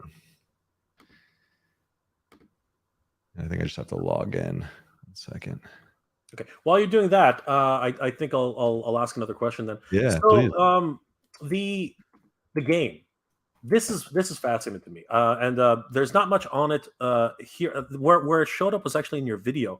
So, you know, I am fascinated by this because there has never been, and you know what, you actually might be one of the first, well, maybe the third, the third company to actually create a Master Universe game. The first one being Atari back in like the early '80s. The second one being a German company who I believe it was a European company actually who tried to make a game 3D for Master of the Universe or Master Universe 2000X, but it never actually made it to market. This one, is it playable now? And are you able to interact with it? We're in development on a few different games here. Actually, I think there was another game by Animoca, who's actually one of our investors. They made Tappers of Grayskull. It was a mobile game a number of years ago. I think they don't have the license for it anymore, but it was a mobile game called Tappers of Grayskull. And this is in development. We have a lot of different games. The cool thing about what we're building, and this might be helpful for your audience as well to think about us, you could think of Cryptoys in a way as like if Funko Pop and Nintendo had a baby. Is the way to think about it. Okay. It's an all ages gaming platform with a collectability aspect. That's kind of the way you should think about it. And different benefits to it. So we're building a lot of different games, and very much like Mario Party style. You know, you have your tennis game, you have your flying game, you have like casual style games. You're going to be able to do that. So you'll be able to take your Battle Cat and play with it in a racing game. You'll be able to take Battle Cat and play with it in like a, you know, like a Candy Crush style game. You'll be able to do different things with your Motu characters in like a mobile game kind of world, effectively. Gotcha. Y2 Refugee asks, question for Will. When the marketplace opens, will Cryptoys set price caps, or will scalpers be able to price gouge like they do with physical toys on a platform like eBay? It's an open marketplace. We don't set any limitations for the prices that people set. I think, you know, the market dictates what these things are worth. I think it's up to us to provide great functionality for it. So, you know, the market could get a lot of utility and enjoyment out of it. So it's really up to the market to really say what the value is of these things. We don't dictate what they will be on the secondary market. And you know, I continue to say things like that. Like I early on when I started, talking about toys on the internet, I always labeled people as scalpers if they were to set a certain price for a certain item. But I realized, very quickly that you can't do that. You don't know people's situations. You don't know if they lost their job or if something happened to them, and they have to sell off their collection, right? That's and labeling everybody into the same pool that they're all scalpers just because they have to increase the value of what they have based on what the market is looking for is wrong, right? That's right. And I've always put it, I've always made it easier for people to digest this way. The way I like to look at scalping versus reselling is that if you are someone who puts an item that's only been out for 2 weeks, but has a perceived extra value because of its rarity, and you're putting it on the market for 3 times the cost immediately, I consider that to be more like scalping. Whereas if you were lucky enough to find the chase figure in the wild, and you said, okay, this figure is worth $29.99, I'll put it at $45, which is a decent profit, but I'll put it as a auction. Mm-hmm. And let the market decide by bidding up that item, then there's no fault there. The market decided to put that up as a higher value, right? So labeling putting everybody under this blanket is wrong. I stopped doing that quite a while ago, right? And I understand where I understand where sorry, where was that question?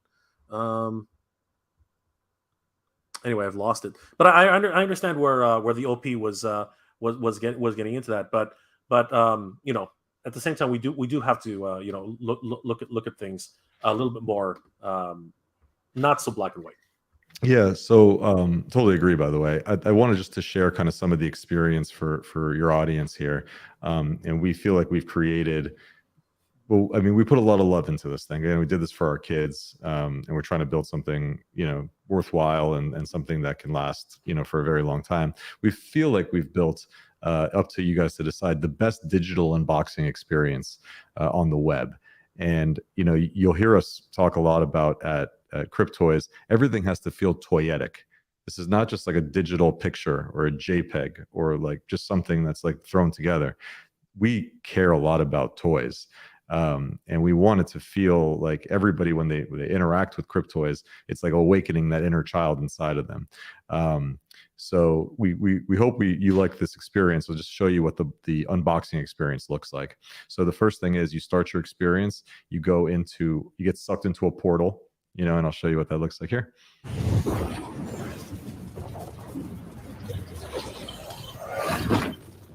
So the cool thing is, even though it's digital, it feels very tactile. You can see the sound effects.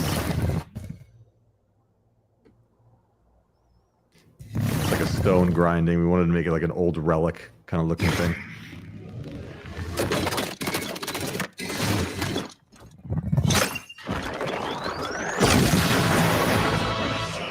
So at this point, you can keep it in the blister pack. So that's where it is in mint condition.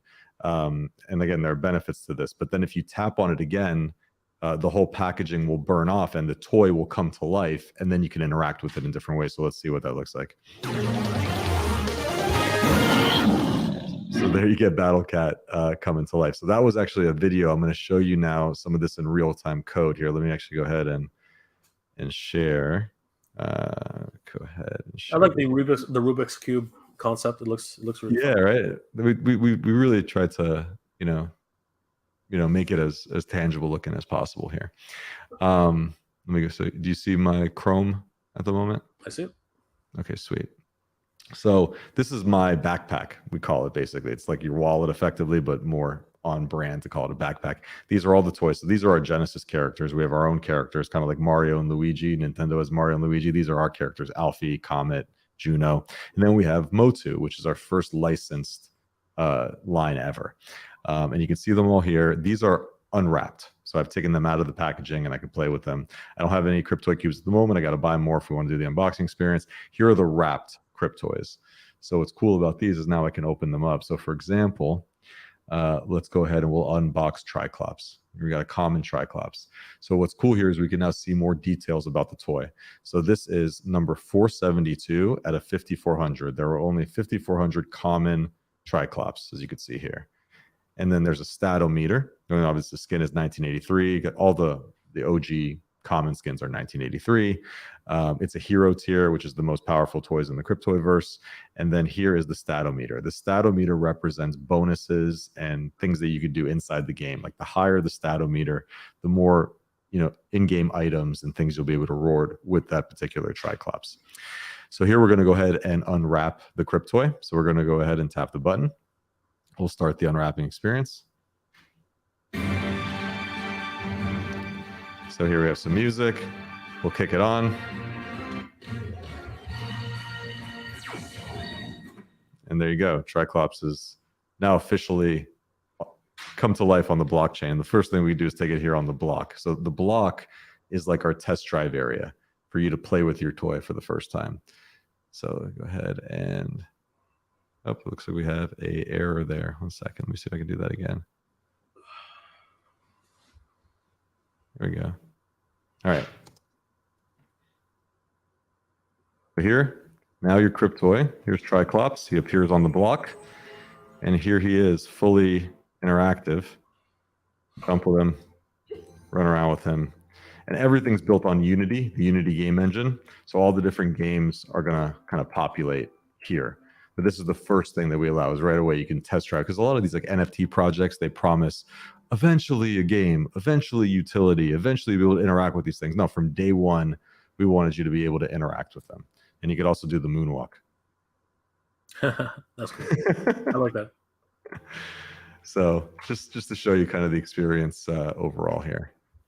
And each blister pack has its own animation. You just saw Battle Cat, you just saw Tri-Klops. Here you have Evil-Lyn.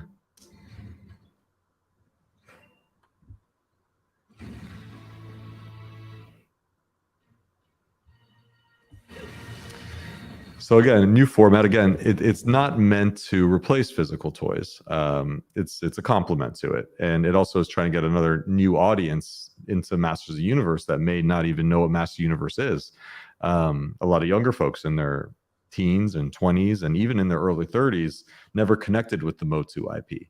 So this is just another way to get people interested in it. And for example, like my kids are obsessed with Cringer. Before this, they didn't even know who Cringer was or what Battle Cat was. Now they want Cringer stuffed animals. They want Cringer toys. So again, it's not a physical or digital. It's a physical and digital, and just offering different modalities of play for the IP. Yeah, and I can appreciate that. I like because I was explaining to this. I was on another YouTube show called Geeky Dad Life. Actually, they're probably going to go live in about another 15 minutes, and I was explaining how Master Universe right now, the Master Universe Origins figures, Yep. they're some of the only figures right now, collectibles in terms of like adult collectibles, that you can actually share with your kids. Yeah. And introduce them to a new generation, because they are toys which actually are toys. You can actually throw them around, you can toss them over. Yeah. The parts aren't nearly small enough where they'll swallow them accidentally. Yeah. And you know what, they are of a time when, and literally based off of toys which we had when we were kids. So introducing a new generation into this through digital has a higher chance of actually sticking, right? I mean, and Jay, like again, we celebrated Hanukkah last December, and it was so funny because I asked my daughter what she wanted for the 8th night of Hanukkah. The 8th night of Hanukkah is like the big gift. The first 7 nights you're like tchotchkes and little things like that. 8th night's the big, like when I was 8, when I was a kid, on the 8th night I got like a bicycle or like a Super Nintendo or something like that. I asked my daughter, I said, sweetheart, what do you want for the 8th night of Hanukkah? She goes, oh my God, Dad, I know what I want. Stay right here. She rushes upstairs. She grabs her iPad. She wants me to authorize an in-app purchase for $99 for her favorite iPad game to get digital in-game items. Yeah. And, it's just interesting. First of all, I was fascinated by that. But then I was like thinking, I'm like, you know what, fine. This is what you want for Hanukkah. What am I, to say no to? But we've spent so much money on in-game items over the years. It would have been great if I would have said, you know what, let's take all the in-game items that you don't play with anymore and let's sell them, or better yet, let's donate them to charity or to a kid that can't afford them. Sure. Right now, she's unable to do neither because that's not how the in-game items work. Mm-hmm. And it's just interesting because kids are more and more into these digital environments, Fortnite and Roblox and things like that. And what blockchain allows for the first time ever is to take these digital items, have ownership, and do whatever you want. Just like she can go upstairs and get her Barbie and do whatever she wants with it. She can sell it on eBay. She could take it to Goodwill. She could give it to a friend. Blockchain basically allows that to happen digitally for the first time ever. So I think it's an interesting time. Things are changing, and this is just one offering. It's not for everyone. We understand that, but I hope Motu fans here in the audience like the fact that the IP is reaching new folks. I think that's cool for the brand at a high level. Well, we definitely have some comments here. Project Fear 22 says, I'm digging the Matrix-like graphics in the 3D world. Thank you so much. Machine Man says, I respect the time and effort that went into this, but as a toy buying parent, this is a hard pass. And I respect that. Exactly. Yep. Yeah. Brick says, how do we know how much these will cost?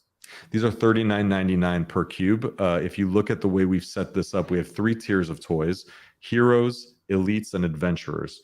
Heroes are always $39.99. They are the most powerful, most capable toys in the platform. So you think of this like an NFT native Nintendo, and this is like, again, like it's like Funko Pop meets Nintendo. Your toys will always do new things. There'll be new games for them to play. Like Battle Cat's going to be able to do 50 different things on this platform. There will always be new functionality for Battle Cat delivered on a daily basis. Almost like if you had a Tesla, you wake up, you turn on your Tesla, there was a software update, your car can do new things. This is like the toy version of that. You could think of it in a way, right? Gotcha.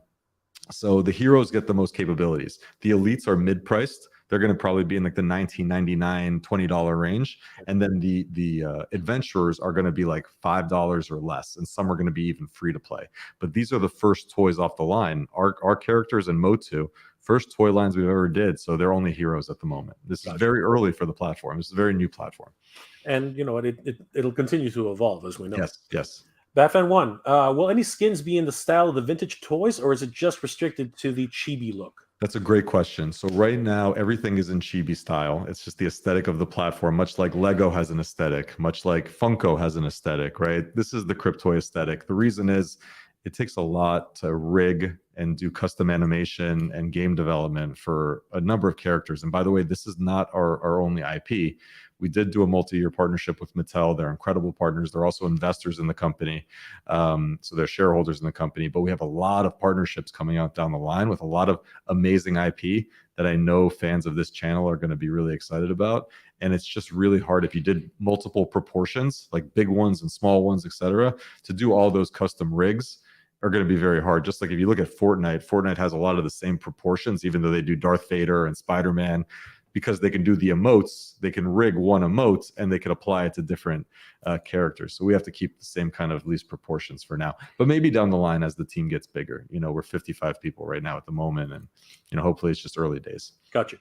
Nolan says, honestly, this could be a great thing for the Motu brand with bringing younger people in, especially kids. Yeah, absolutely. I mean, I'm seeing now kids, like my kids, all of their team members are introducing it to their kids. I'm seeing some YouTube unboxings with somebody, they're sitting there with his son. His son must be like 5 or 6 years old, and now he's obsessed with He-Man. Never knew who He-Man was before this. Absolutely. That's the goal at the end of the day. Toys of Tonga buy. Maybe if Fortnite decides to add Motu skins, that would actually introduce kids that play Fortnite into the world of Motu. Yes, and you know what? There has been an effort by Mattel to actually get them into, I think it was a tank game a number of years ago. I remember, and it was actually a collectible game. I remember it being actually it was a toy game. They were literally physical toys that were combating against each other for the first time. Again, they're always pushing the envelope, and this is another avenue towards that. Y2 Verifugee at Brick, $40 for a random box. Who knows how much they will open in the marketplace? Who knows? I'm curious as well. But Toys of Tonga says, I understand. Look, I respect the feedback. We're an early company. These are first off the line. Time will tell if we got the pricing right, if they were too much, too little. But that's why we're doing multiple lines. We're doing the high end line, the mid line, and the lower price line. And just like toys, like you can probably find a really high quality limited edition action figure that's $60, $70, $80. It's up to you to decide if you want to go for that toy, or you could find the cheaper ones for $10. Project Fear says, so you would only be able to access them on Cryptoys site. Say they were downloadable and interactive via app. That would be more personal. But how'd you bridge the gap from a game and a collectible? So they are accessible from a gameplay perspective on the Cryptoys website. But remember, once you have these, they're yours on the blockchain. We're going to be rolling out a third-party wallet support, so you can take them off the platform at any time, and then you can do whatever you want with it. You could sell it on any the blockchain that we use is Flow by Dapper Labs. So you can take it on any Flow supported marketplace and take it completely off our site. But if you want to play with the games and interact in like the native environment, you would keep it there. But you can take it off at that point, and then it becomes more like a collectible and rather than a game. That's exactly what it is. And I think that more or less answers the question that Toys of Tonga Buy actually has. How would people benefit from selling these NFTs? Well, they're collectibles, right? At the end of the day, it's like a collectible, like your physical toys. You could sell it and like a rare, like, for example, like, we minted only, 100 of a certain line of a rarity tier. There's certain things that particular rarity tier will be able to do in the game that only that rarity tier will be able to do in the game. And then it's up to the market to decide what's that's worth, Gotcha. Brick says, okay, so $40 the highest price. Yes, MSRP. That's like what we sell it for directly to the consumer. Yeah. That's right. Brick suggests that getting the G.I. Joe or Transformers license and Boom licenses would be beneficial. Right now, I mean, we're focused on Mattel is an incredible partner for us, and we're focused on working with them on a lot of their IP. We got a lot of cool stuff coming with Mattel and then some other IP partners down the line. I think Barbie would be very interesting. I know you can't talk about that right now, but I mean, Hot Wheels and Barbie are just massive brands. For sure. James Serapio, I can't possibly justify crypto toys due to the environmental impact. The amount of power being used to facilitate something as frivolous as virtual toys feels irresponsible. Okay, there is a philosophical concept on that. Well, I guess I'll leave it to you then. Yeah. So actually, it's a little bit of a misconception, and it depends on the blockchain usage, really. Some blockchains do use a lot of energy. Ethereum was known for using a lot of energy before it switched to proof of stake, which was recently a new thing that it evolved into, and now it uses much less energy. The Flow blockchain, the one that we chose for a very specific reason, because it's incredibly eco-friendly. So much so, in fact, that Flow, Dapper Labs, the company that makes Flow, did a study that minting something on the Flow blockchain is the energy equivalent of doing 3 Google searches. It's less than doing 3 Google searches, basically. So it's very, very energy efficient. And the reason that a lot of brands go with Flow, the NBA, Mattel, the NFL, there's a bunch of them, because it's such a low environmental impact, basically. Got you. Yep.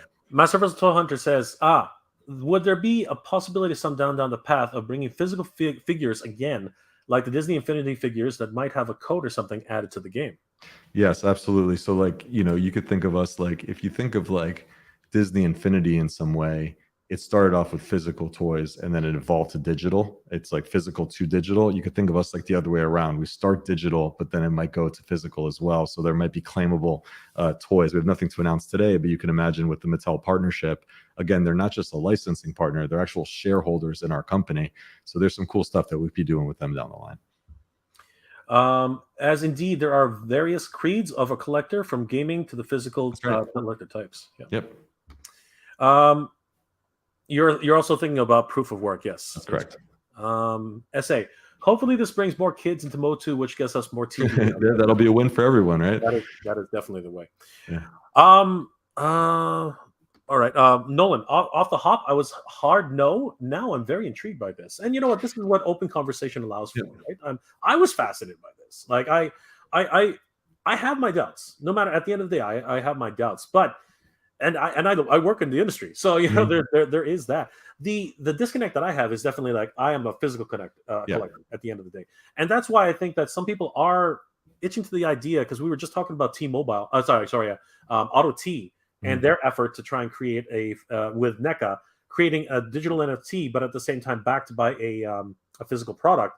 And you sort of mentioned that there are avenues to that eventually. Right? Absolutely, there is. There will be a physical extension to this, 100%. And remember, this is not to replace the physical. I have physical toys everywhere in this office. But there's sometimes where you might be on the road, you might be at a hotel somewhere, you don't have your collection with you, then maybe you want to interact with a digital modality. It's not going to replace your physical collection, but it might be an extension of your fandom. I love the blue bomber in the background, by the way. He's amazing. Oh yeah, Mega Man. Absolutely. Mega Man, I don't know if you know, but that's my thing. Was it really? I didn't know that. No. Well, if you look at my avatar, I actually have a Mega Man. Oh, that's right. I'm just seeing that now for the first time. Awesome. Yeah, it was meant to be, Jay. It was meant to be. Yeah, it's right. It's right up there. It's awesome. Yeah. Batman 1. Since we're very much physical collecting world, any chance to time? Oh, we just answered that. We literally just answered that. Brick, does Cryptoys have a token / coin? We do not at the moment. It is plans for 2023, but right now we do not have a token. Toys of Time Goodbye. I'm pretty critical.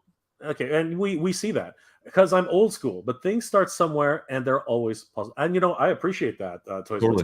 Respect that very much. And this is definitely a new concept, and all we can ask for is an open mind and a conversation, and totally respect the viewpoint. As far as I know, they still have some connection to Bravestar. I don't know if there was an actual creator involved. I'm not 100% sure, though. I cannot answer that, and I'm not sure Will could answer that either. James, though minting does not use does not end with the use of energy, as it being maintained in perpetuity. Despite a low per transaction usage, the cap is ultimately infinite. You know what? There is a philosophy on that, James, and I totally can understand that, James. I would recommend, because I can't speak specifically to there's different blockchains that use different energy methods. I would encourage you guys to read the Flow blockchain environmental report that they did. They used a third-party auditor to do it. So check that out, and hopefully that answers some of your questions. Project Fear says, I like him. He's answering with much effort and more detail, even if I'm not into it. I hope that it takes off nicely and to reap the rewards. So thank you so much. It means a lot. I appreciate it, guys.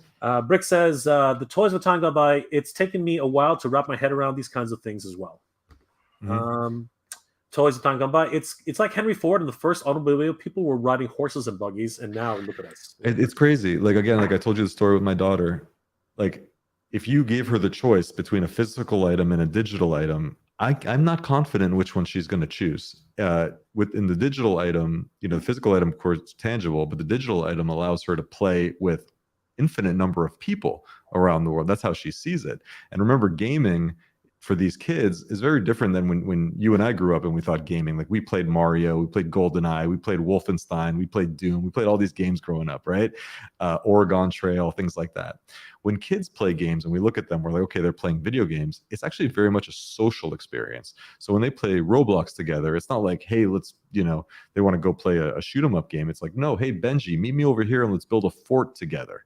So it's almost like an after school activity. So when they see digital items, they're like, I could play with my friends with these items. So it's just a different like philosophy of gaming. And, I think that's kind of where you see this heading a little bit. Absolutely. Yeah. And Brick points out that kids are always on their parents' phones, Yes, which is a big thing. Yep. Nolan says, if you do Saber Riders, I'm all in. Noted. If we do it, I'll follow up with you, Nolan, for sure. This is a good one. And actually, my question along the lines as well.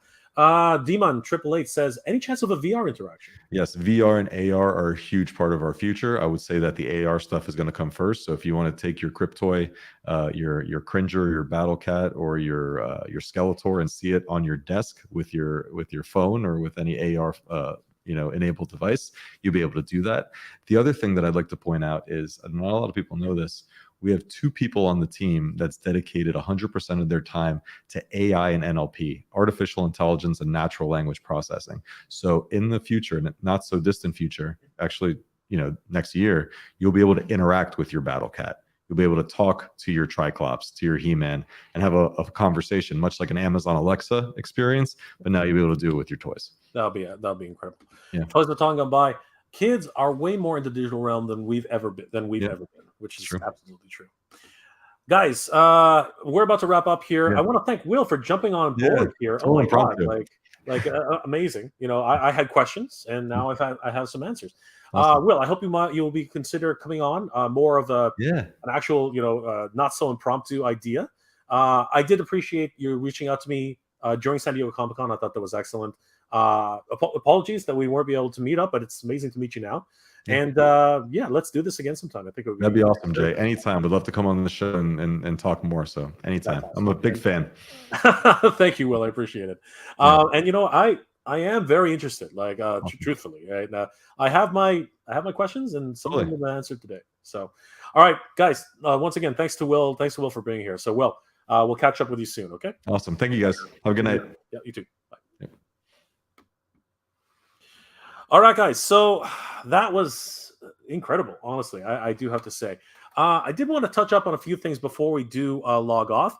But I did want to thank Will once again for coming on here. Very impromptu. That was a real surprise. And you know what? I have to say, was pretty much an open book. He agreed with many of the points that were not so flattering to NFTs.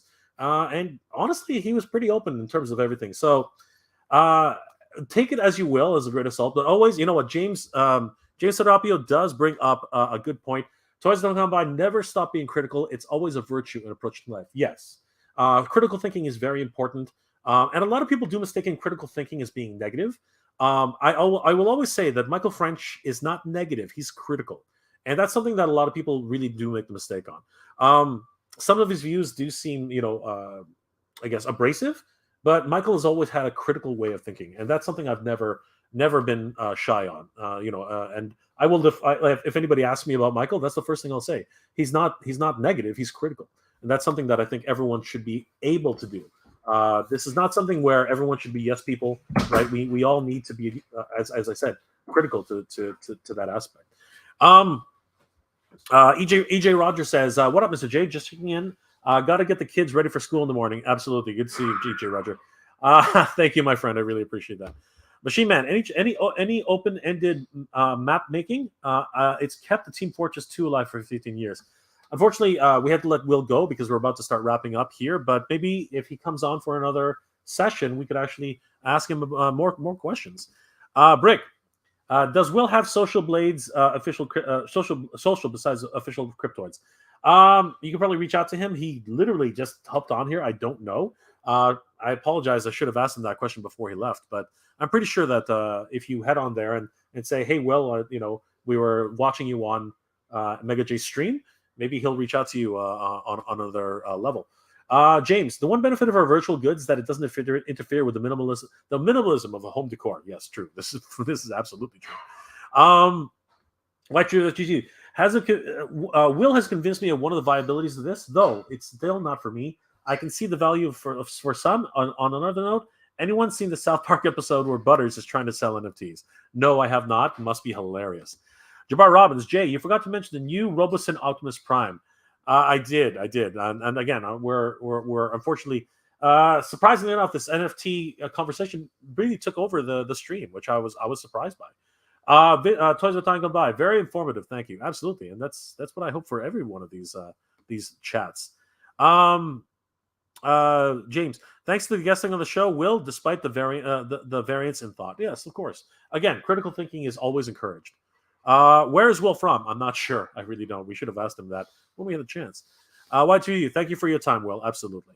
Gio Crypto, no. Crypt, no. I got you, brother. I got you. Toys of a Time Gone By. I understand this is better now. 100%. Brick, critiques and conversations are great. Just complaints and whining is not so much. Absolutely. All right. So just before we end off the stream, I did want to cover one more thing. But I did want to thank Will once again for being here. It was very informative, I have to say. So we did cover the digital NFTs with physical and digital through Auto T, which it was an interesting launch. They crashed their system, and then they ended up mailing out most of their physical what's it called NECA figures to everybody anyway. So again, there are pros and cons to doing it that way. But for me as well, I do have to say that I'm still not 100% sold on any NFT. And as I said, I work in the industry. I don't really understand them, but a little bit more information is always a good thing. But we also got to remember that enough information to think that you're an expert and not really is also a very dangerous thing. So guys, continue to be diligent. Continue to do your research. Don't settle because honestly, always question. And that's what James had mentioned, that critical thinking is very, very important, and it is absolutely important. I did want to end the stream by asking another question. What is going on with Mattel? They have had a successful campaign with the Master Universe Origins Eternia playset. 9,291 backers, nearly hitting 9,300 backers. And since then, complete radio silence. There has not been any message on any of their social medias. The last message that we got was to push to the last day, and then we got a message about Casparella. Castaspella, which is not a thank you. That's not a thank you. That's not a wonderful job. That's not, guys, you did it. What is going on? There should be some sort of acknowledgement that we made it. Even a thank you, right? They're honoring the Eternian fighters, and this one I can completely get on board. Obviously, they are honoring Kevin Conroy, who did voice Merman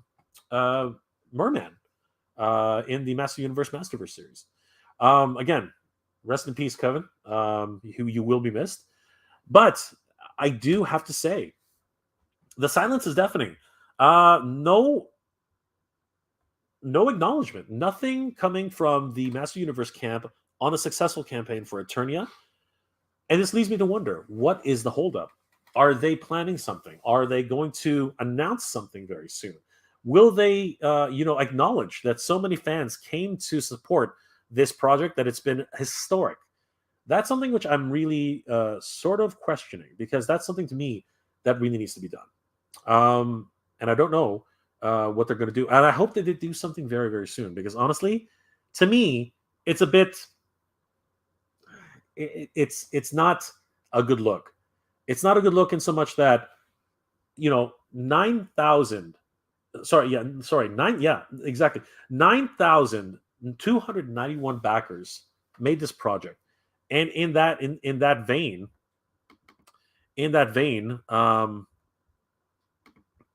9,291 multiplied by 550. Okay, wait a second. That's wrong. 9,291 backers times 550. Holy crap. Yeah. 5,000. Sorry, 5 million. Holy crap. 5 million $110,050 was generated by 9,291 backers. That is a lot of money and more than enough to make this playset a reality. $5,110,050. So Mattel, just a friendly. Nobody's listening anyway, but Mattel, I do encourage you to congratulate all those backers because they're the ones who really made this happen for me, and they deserve a pat on the back, truthfully. So I hope that eventually recognition will come in the form of a thank you from Mattel. But for today, guys, this will do it for today's stream. Thank you for joining me. This has been an absolute wonderful surprise. I mean, like Will coming out of nowhere to join the stream and give us a little bit more insight into the Cryptoys. Very fascinating. I really appreciate that. And of course, everyone's comments in the stream. Again, it was a wonderful conversation. Not everybody's on board with this. It's pretty obvious, but it's interesting how much we learned about NFTs today. And I think a lot of people have a little bit of a different opinion on it now, at least a little bit more of an open and awareness on where that goes. Let's say a last few comments before we log off. Toys Vatanga acknowledges that I understand this better now, even though it's not for me. 100%. Thank you so much. Brick says that critiques and conversations are great, just complaints and whining is not so much. 100%. Yo, Joel C. I got into the NFTs at the beginning of the year. Biggest mistake in my life. LOL. Well, there you go. There are lessons to be learned. 100%. Machine Man, thank you for the talk. Absolutely. Thank you for watching. Aaron Hardy. This Will is from Miami, Florida. Miami, Florida. There you go for everybody's information. Brick, there you go. Thank you so much. James Serapio, Yojo C, you should have just kept your Wave 1 classified instead. There you go. Exactly. Toys are tying on by. They should give us Keklar. I hear you. But maybe that's a consideration that they're trying to make. I don't know. It would be nice. It would be a wonderful gesture. But again, it's that concept of keeping your word, right? And it seems like that seems to be a bit of an issue right now. And a lot of people are becoming very critical about that. Master Versal Toy Hunter. Yes, my friend added another Eternia to his cart yesterday, so I thought that was a bit odd. Really? I don't see how that's even possible. There's no buy it now. You cannot back it. It's been sold out. There's no button to back it. So that's interesting. I don't know how that's possible. Maybe there's a back door somewhere. Nolan, wondering if they're thinking about opening up for another 48 hours for another 10K push. That would be fascinating. That would be a fascinating move. I'm not sure if it would actually go anywhere, but interesting. Demon 888. Mini Roboson Optimus Prime. How about a Roboson Chucky doll? Jesus. No, that would be bad. That would be a bad thing. That would be the thing that they don't do. Y2 Refugee. Listening, the listing for Eternia says, hurry up or only a few left, but when you click on it, it says the campaign is over. There you go. James Serapio. Mattel community managers might just not be great at the communication. This is true, but you still like forget the community managers need to up their game. That's something you really need to do. Yeah, kill it with fire. Exactly. Brick. 72 companies need much better communication. Well, I think that goes for people in general. Master President Hunter. Maybe there, Nolan. My friend in Aussie shared me a screenshot of him adding one to his cart. And he was able to use $1.10 discount code. What, this week? That's interesting. Wow. Yesterday. What the hell? Maybe the Europeans still have it open. I don't know. And of course, I guess the Australians and the New Zealanders. I don't know. James, did one of you guys order me an Eternia for Xmas? Just wondering. Absolutely, man. It's in the mail. Rhea Black. Great stream, Jay. Thank you so much, Rhea. I appreciate it. Deep credit to you too. James. Geeks, stay safe. Keep the collecting fun and don't break the bank with Black Friday. 100%. Nolan, Master Vessel 200 will be smart move for Mattel. Yes. Y2 Refugee, James Serapio, I got you pre-ordered from Flip for Prank on eBay. 100%. Brick, off topic, but is Serpentor shipping soon? From what I understand, people are receiving shipping notices right now. So yes, definitely get your bank account in order because you don't want to miss out on that. Aaron Hardy kind of went through it, all the company stuff I could find. Wow. Nolan, was a great stream. Always, as always, Jay. Thank you, and Geek Proud. Absolutely, Nolan. Thank you so much for being here. Old IT guy. I'm at the age where I had to Google what an NFT was, dude. So did I, and then I started working for them. Really strange, huh? The time we live in. Master Pistol 100. Yeah, that's what I thought, Jay. I think he was going through ShopPay or some other app there. But yes, there was I was as perplexed as you are. 100%. Senju Kiryu. Hey, what's going on, my friend? Good to see you. Hey, Shamon. Okay. Shamon it is. Of course, Ray is saying goodbye to everything. Old IT guy also had to Google what WAP was, and it's not wireless access points. Oh boy. Okay, IT guy, we're not going there, by the way. Jesus Christ.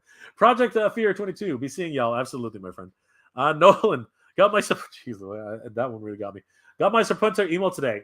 Ding. Excellent. Congratulations, Nolan. Master Vessel 200. Well, good journey to you too, Master Vessel 200. No worries, my friend. Aaron Hardy, got my shipping notice this morning. Everyone's getting them. Excellent. Jay Sarapio, old IT guy. Did you do an image search too? I know, right? Absolutely. Guys, I want to thank each and every one of you for being here tonight. It's been an absolute pleasure. Thank you so much for being part of this community. It is the highlight of my weekend to be able to spend some time with you guys and, of course, share our love of toys, action figures, and the popular culture of the 70s, 80s, and 90s. You guys are the best. If you guys haven't already, please consider subscribing to the channel. I post up to 2 episodes a week and hope you guys enjoy. And don't forget to hit that bell notification so you guys will always know when new episodes are posted. I did want to take this last moment to thank all of my Patreon and channel members. I really got to update this slide. I'm sorry, guys, about that. But anyway, I want to thank Princess Cagley, Old IT Guy, Rai Ken 33, Christopher Herndon, Palpatine 1975, Joseph Michaels, Gamerbud, Tom M, Snell World, Hugo Baldry, Maniac Toy Plastic Shop, John Joker, Soldier 11M, Nolan, Rufus Roger, and MFToys.ca. The channel members and Patreon members are the lifeblood of this channel, guys. They really do help me to create these episodes every single week. If you are interested in becoming a channel member or a Patreon supporter, please check out my Patreon, Mega J Retro, and of course, you can support us here on the channel at Mega J Retro. I think I'm going to get the MJR Collector one up and running soon. But thank you guys again for all the love and support. You guys are the best. Last comments before we log off. Brick something says, LDT guy, WAP NFT very soon. You guys are hilarious. YT Refugee says, a great stream, Jay. Thanks for Will to coming on. Good night and good journey. 100%. Good journey to you too, YT Refugee. James Sarabio, anyone hear anything about Zarana? No, I have not heard anything about Zarana. Who's Zarana? I don't know who Zarana is. Nolan at James. Ha ha ha. Ray Black, you guys, come on. Oh my God. I know, right, Area? Exactly. Keep it clean, guys. Keep it clean. Senju Kiryu. Don't go there, girlfriend. 100%. Don't go there. Old IT guy. Sorry, Jay. I had to. Great stream as usual. Dude, it was funny. I enjoyed it. We're not going to talk about it, though. Nolan. Ha ha ha. Old IT guy. Looks like everybody knows what a WAP is. Anyway, you guys are the best. We're not going to talk about WAP tonight, but thank you guys so much. Guys, once again, I hope you're all doing well. Staying safe. And as always, everybody, thank you very much for watching. Old IT guy, everybody, good journey. Aaron, Dusty Zarana, Crimson Guard are arriving. Not sure about Canada or the US. I hope they come soon. Thank you, Aaron. Once again, guys, good journey. Geek proud.